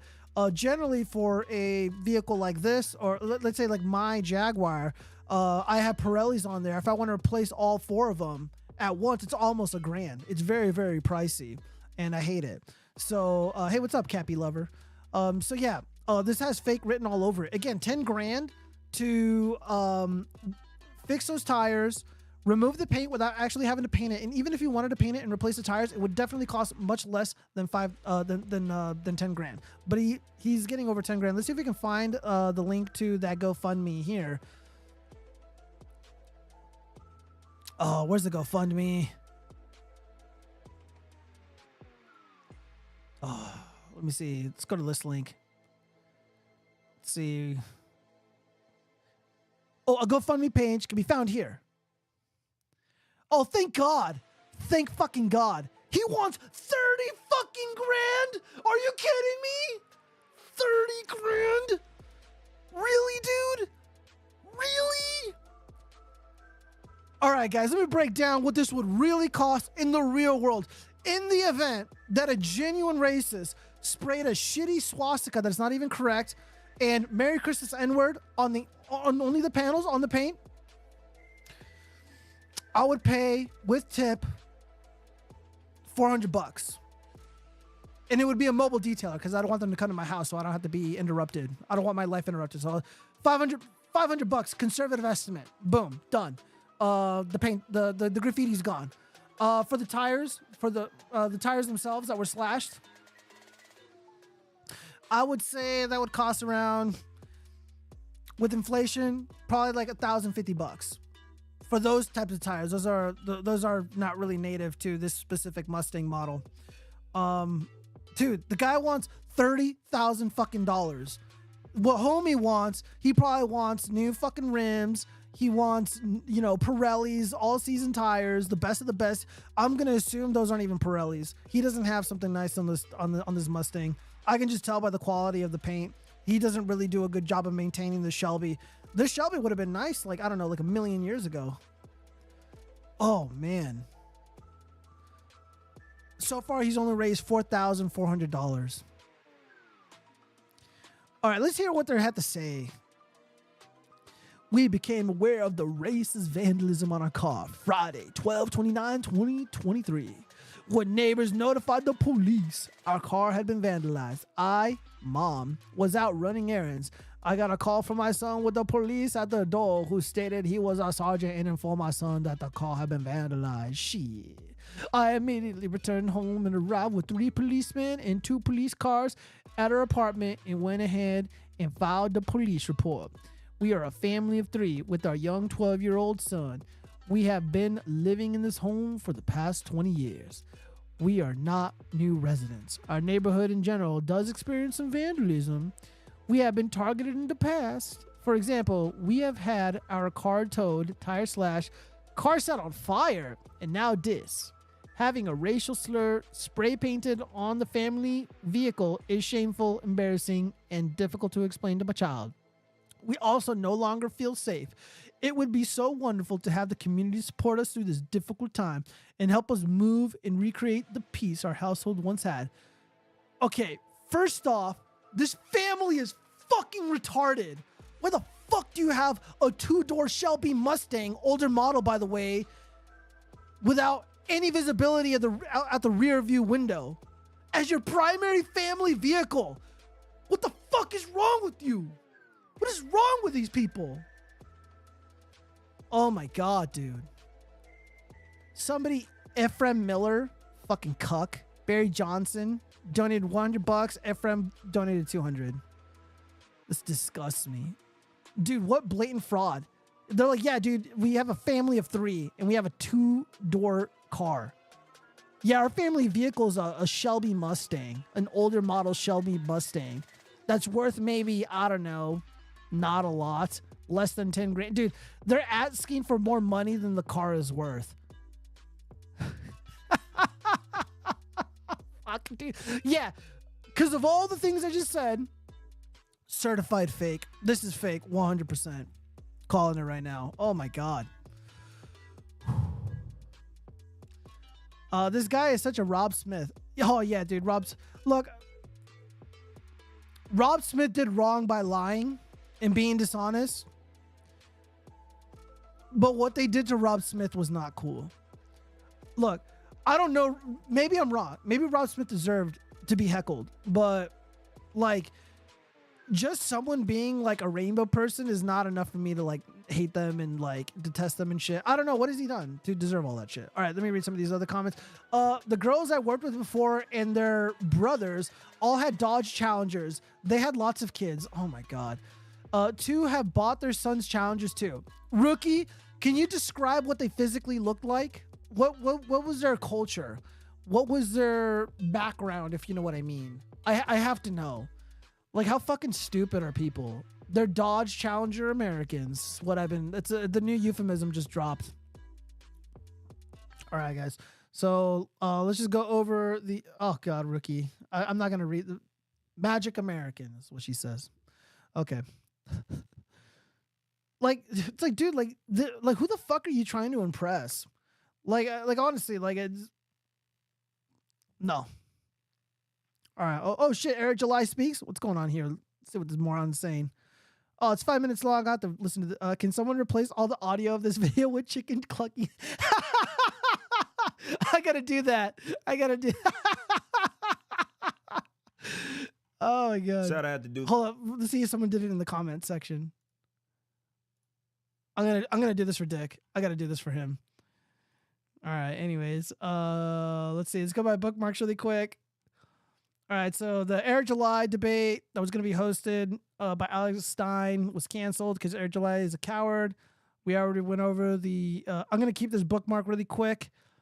I'm gonna try to get a hold of this guy, see if I can get him on the Watch Frogs. We can hang out with him, hear his story. Mia Khalifa, I think I went over this a while ago. And he said, hey, Mia Khalifa, can I get a picture with you? And I looked up at him and I'm like, no, we're eating. And I said it just like that. Like it was a rude way, but it was also very rude for him to come up while someone was actively in the middle of a conversation. And after I said that, his girlfriend, who was standing next to him, grabbed him by the arm and said, I told you that wasn't her. There's not enough on her face. Let's go, babe. And I went into the bathroom and cried. This guy, like, totally just like simping out. I didn't really know how to handle it, especially because it came from a woman. Dude, why is she crying? Like, dude, you got like a super soaker full of cum just blasted in your face and being called a cum dumpster. Like, now all of a sudden you're crying? Especially because I was there.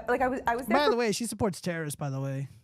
Anyways, let's see. Wokeness has ruined cheerleading. All right, let's watch this video. All right. Dude, I don't know what's more egregious about this cheerleading video. This fucking pumpkin bitch, or the fact that these men are also cheerleading, and one of them literally looks like a soy boy. He looks like Destiny, but like more jacked, but not jacked at all, really. I don't know what's going on here. And not only that, like, cheerleaders are supposed to be like good, like jumping up and down and shit, like flying through the sky, and like, this is just sad.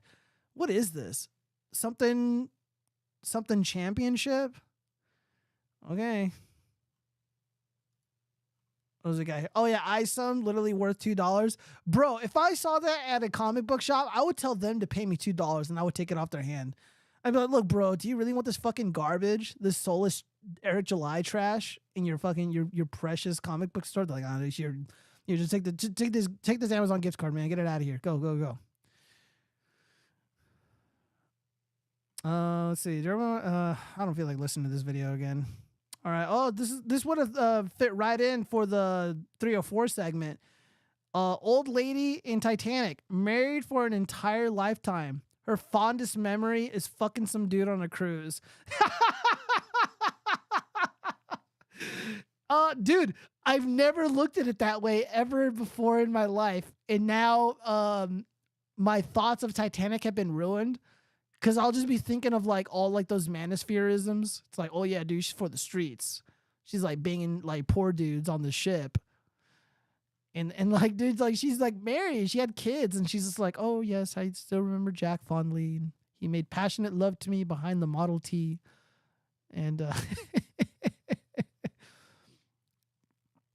let's see. Okay, we read this one with Vivek. Let's see. We got illegal aliens fucking things up. I think I wanted to show this to my buddy, LINQS, posting L's. Hold on, let me read some of these comments before we move on. Let's see. Yeah, the goal is 30K. Yeah, that's right, Cappy. I was reading all that. Let's see. She said Magic American. Their hair was all kinds of colors. Oh, great. So cultural appropriation is what you're saying. Hello, dear. Your stream is pretty good. That's why I followed you. I will love to make friends and be a fan if you wish. Kindly chat me on Discord. My username is LindaMary0435. All right. Timmy Leon 9. That sounds like a trap. That sounds like an entrapment scheme. You know what, Fed? I'm not going to fall for it. I'm a Christian. I have God on my side. You're not going to tempt me, okay, with your username. Who wins, ISOM or that cheerleader? Oh, MTMG. Dude, that's a good question. I'm going to say the cheerleader because ISOM hasn't been given superpowers yet because Air July is a lazy piece of shit and hasn't written the rules for his universe yet. Like I should do like a genuinely proper review of that ISOM book, but like me and Cheese, my former co-host, we were getting headaches reading ISOM. We were getting visibly irritable physically reading ISOM. Like he was right here next to me. We were together when he was out here in Vegas, and we just couldn't handle it. Like it was really bad. Ethan Van Sciver did like a 2-hour long podcast reviewing ISOM. This is from the perspective of an industry professional, like a genuinely talented writer. Ethan Van Sciver has multiple campaigns on Indiegogo, over $500,000. Like Ethan Van Sciver is the shit. This guy reviewed ISOM and fucking ripped it a new ass. It wasn't as funny. Actually, it's almost as funny as Dick Masterson's review. And almost as funny as that fifth grade teacher who also just tore it to pieces. And Eric July knows better than the educators, knows better than industry pros, knows better than actual comedic writers like Vito Gesualdi and Dick Masterson. No, Eric July, you don't know anything about anything. Yeah, you can sing. I'll give you that. You know, your band, your music, you know, you guys got that down pretty good. But in any other realm, you ain't shit. And he pretends like he's going to supplant Marvel and Disney, DC and Disney and all this shit. Dude, you're not even playing the same game. Know your place, scum. All right. 10 million illegals.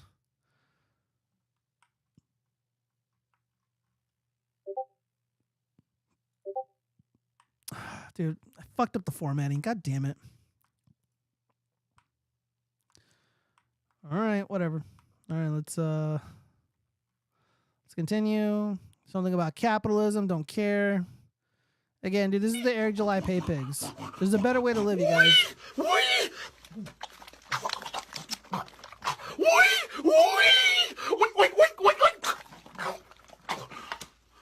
Man, my mother would disown me if I ever made a video like that. I'm sure she would just like barge in here and just beat the shit out of me.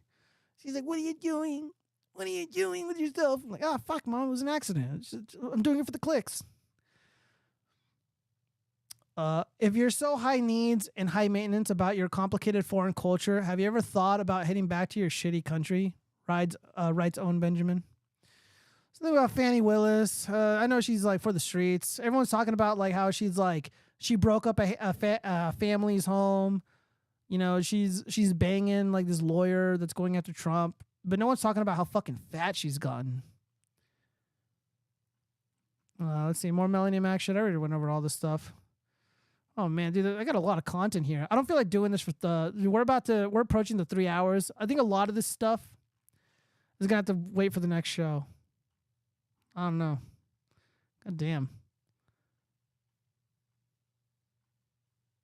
A lot of shit here. Oh, Yellow Flash. I think this moron already blocked me. Let me double check. Yellow Flash. Yellow Flash guy. We say, did you block me yet, you pussy? Nope. Look at this. Soulless art. What are these, watercolors? Disgusting. Sending my support to Eric July in the Riververse. He shouldn't be forced into drama he doesn't want a part of. Theatrical beef between creators is pointless and not productive. Yeah, this is what evil people say. To abscond from being held accountable for their actions. Being held responsible for their grifting. Melanie Mac, you're on notice. Dude, the chat always knows. The chat always knows. Let's see, who's messaging me? Kiwi Chud. God damn it. Oh, goodness. All right, well, it's my Friday. I worked all day. I've been on my feet all day. And I'm glad everybody came out to join me last night. Everyone joined me tonight. And, yeah, we're about the 3 hour mark. And the issues that I had yesterday should not happen again. It was clearly an issue on Restream's side. I have no dropped frames. I have no issues with my internet. Everything seems to be working well. There's two theories. One, it took a shit on their end. And the second theory is that there was max audio buffering issues once again that caused OBS to chimp out and drop the signal between this and Restream, which is possible. I did kind of dial in the levels properly, and hopefully that will not happen again. And you guys aren't complaining about static, so obviously it's just something that I'm monitoring. I need to figure out where that's coming from, actually. So anyways, yeah, everybody who came out to join me, thank you so much. I sincerely appreciate it. Everybody have a wonderful night. Like, comment, subscribe, and support the show and keep me independent. And yeah, I got to get to work on Vito's Puppet. I got so much work to do. And yeah, I'm going to pay a visit to a very special somebody. Rookie, thank you so much for being a good sport and being funny. Everybody else, mwah, good night.